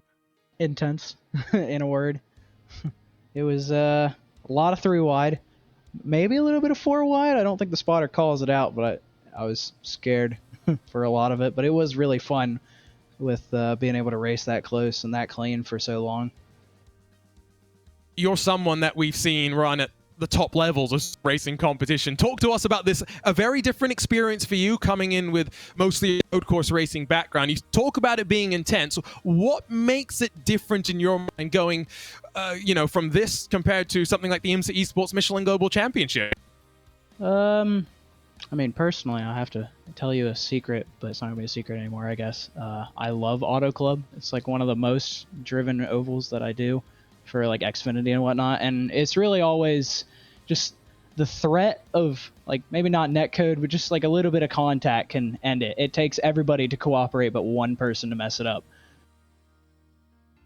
In terms of what we can look out for you in 2023, Sean, a partial campaign, are we going to see you more in this Lotus 79? I know you're talking about more oval racing in the Precision Racing League as well. Oh yeah, hopefully. I might try to do the IndyCar series if they let me in. That sounds like a very, very fun idea. Sean Campbell, second to close out the season. It's been a great run for you, Sean, and looking forward to seeing you hopefully in 2023. You too. One final podium interview to get to. We'll quickly chat with Mark Cohn, who fought at the front for the vast majority of the race, but comes up on the final step of the podium once the checkered flag is dropped. Mark, how do you look back on what was a crazy 250 miles? Man, I wanted that one so bad, but I'm so glad that Rasmus brought it home. He and I just had this Operation Brick Wall going, and it somehow held with all the craziness around us. I did want to ask, how were you coordinating and communicating between teammates? Because we didn't just see you do it, we saw the RSR by buttkicker teammates do it as well, and it did look quite interesting how things were playing out. Yeah, no, Mike and I were just... we just discussed this whole thing under yellow. I'm not sure what the RSR guys were, what their plan was, but Sean Campbell raced us so clean. So it was a heck of a finish, and we had a strategy that just somehow paid off. In terms of 2023, I know partial campaign in 2022 for you, Mark. Are we looking forward to seeing maybe the Pink Panther in full action for next year? We're going to be racing retro at least on all the ovals for next year, and other than that, we'll see. but definitely on all the ovals. Perfect. Well, that's Mark Cohen, the final of our podium finishers. Mark will stick around because it's time for us to head into our postseason award show. And to start things off, we'll welcome in the series organizer, George Anzaldo, to present our season champion with his award. Wow, what a race and what an exciting end to another great season here in the Lionheart Retro Series. It's my honor and pleasure to announce our 2022 season champion, presented by Next Level Racing, to Mike Rasmus. Mike, congratulations on a fantastic season. You're a Lionheart Retro Series champion. Congrats. Thank you so much, George. This feels great. Really appreciate you and the league, everyone running the league. It's an honor to be a part of this series, and it's so much fun every week. I want to ask you a question, Mike, as we look forward to 2023. You've got a Next Level Racing GT track cockpit and a Moser Racing R9 direct drive wheelbase and Formula M coming your way. How big an upgrade is that going to be for you as you plan out your next year of racing? That's huge. It's huge. I've really been hoping to get this championship this year, and to get it and to know that stuff's coming my way is amazing. I think I've been sitting in a desk chair for a few years and getting a little too old for that now. So it's time to move on up. We'll switch on over from season champion Mike Rasmus over to the Driver of the Year, a very interesting award that Mark Cohen is standing by to present. Driver of the Year. This isn't just the award for the guy that shows up, but the guy that really makes a difference. The person that's gotten this award for this year has been so nice since the beginning. Races hard, races clean. Welcomes everyone in the Discord. Michael O'Brien, congratulations. You are the 2022 Lionheart Retro Series Driver of the Year. Oh, thank you. I had no idea. That's awesome. It's been a pleasure racing with everyone in Lionheart. Everyone's calm. We crash into each other now and then, but most of the time we just have a great time racing. Yeah, thank you.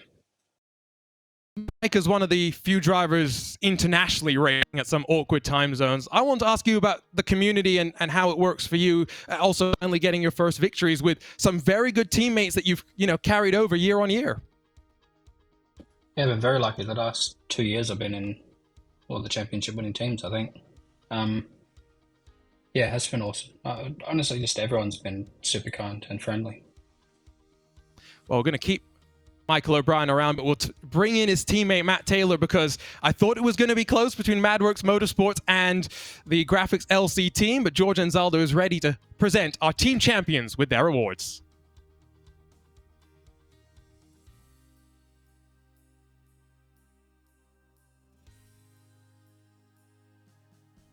I think we'll switch on over instead to the Rookie of the Year, where Chris Fowler is standing by to hand out our award there. Yeah, I got the Rookie of the Year presented by Buttkicker. The winner of this is going to get some good stuff from Buttkicker, Buttkicker t-shirt and a Gamer Plus. And in dominant fashion in the rookie season, congratulations to David Rodriguez on winning Rookie of the Year. Congratulations, man. Great job. Thank you, guys. I've been wishing for another Buttkicker, actually, so this is, I really love it. And I feel like I worked hard on this season to get the Rookie of the Year, and there was a few races where I felt like, I could have done better, but overall I feel like this season was a success for me. I don't know if I finished top 5. I was in a tight battle with Tyler and Ricky, so I have to look at the points to see where I finished there, but yeah, overall it was a great season for me. David, I want to ask you now, you entered 2021 with no teammates, and you shocked us with that magic fuel-saving car that we still have to investigate.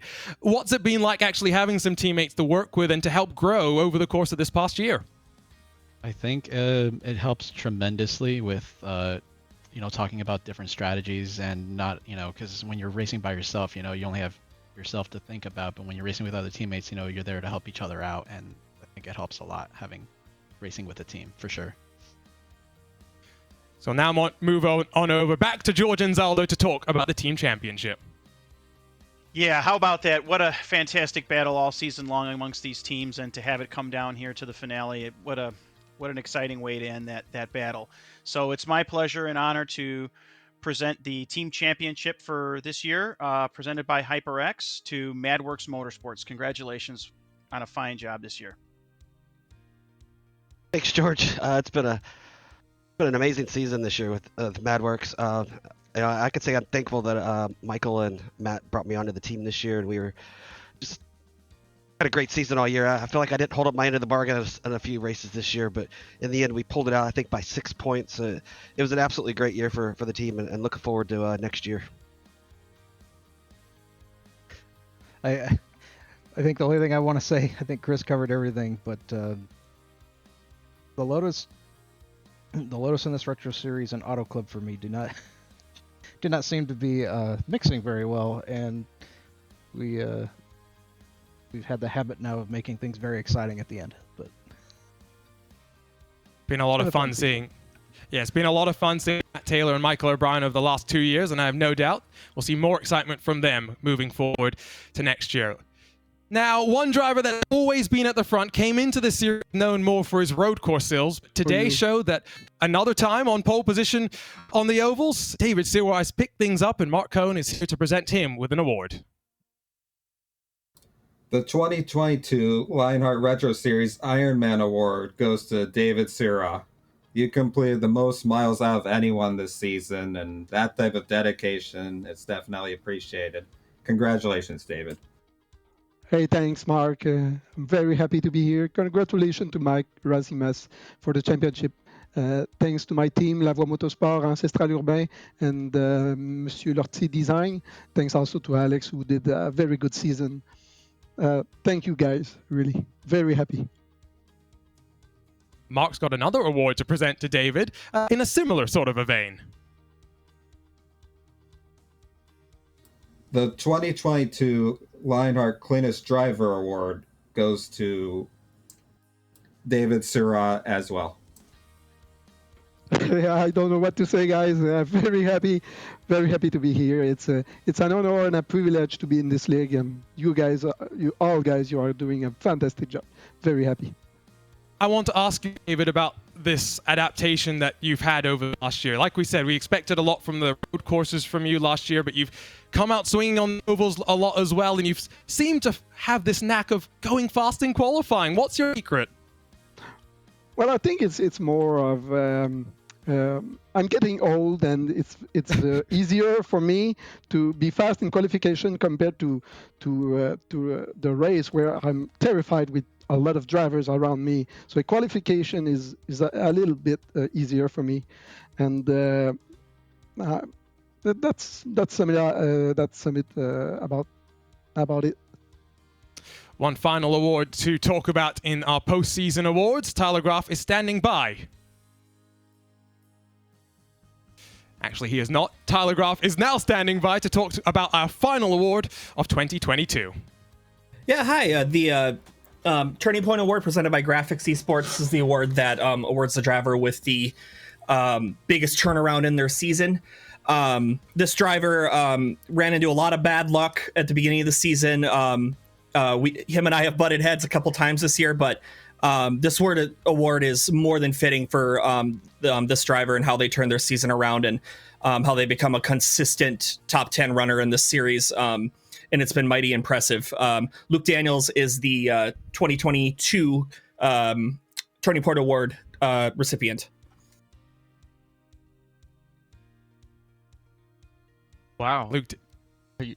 Wow, I don't know what to say. Thank you. I didn't even have TeamSpeak set up. I mean, because of the rough start I had to the season, I was like, y'all only ordered the interview the top 3, man. I don't know what I'd need that for, but just in case, I just wanted to see what the awards were like, and it definitely wasn't the start I was hoping for, but I was glad that we were able to turn it around, and I've got some great teammates, Craig Forsyth and Jim Herrick at 4D Sim Racing, and I've had a lot of fun this year, and I feel like I've grown a lot as a driver, and I'm really looking forward to it next season.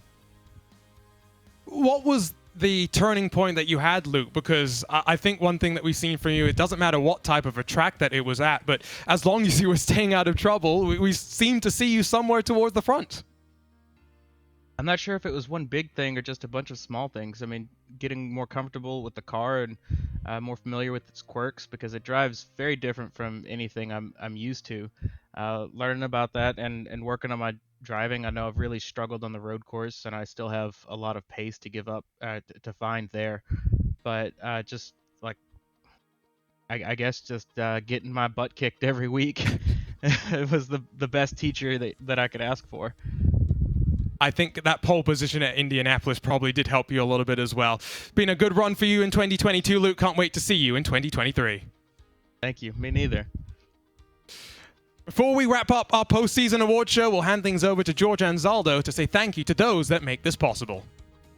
Thank you, Arjuna. Yeah, I'd just like to say a quick thanks to all the viewers and fans who tuned in all season long, the administration team for all their hard work behind the scenes, and especially as well to the drivers who put in so much time.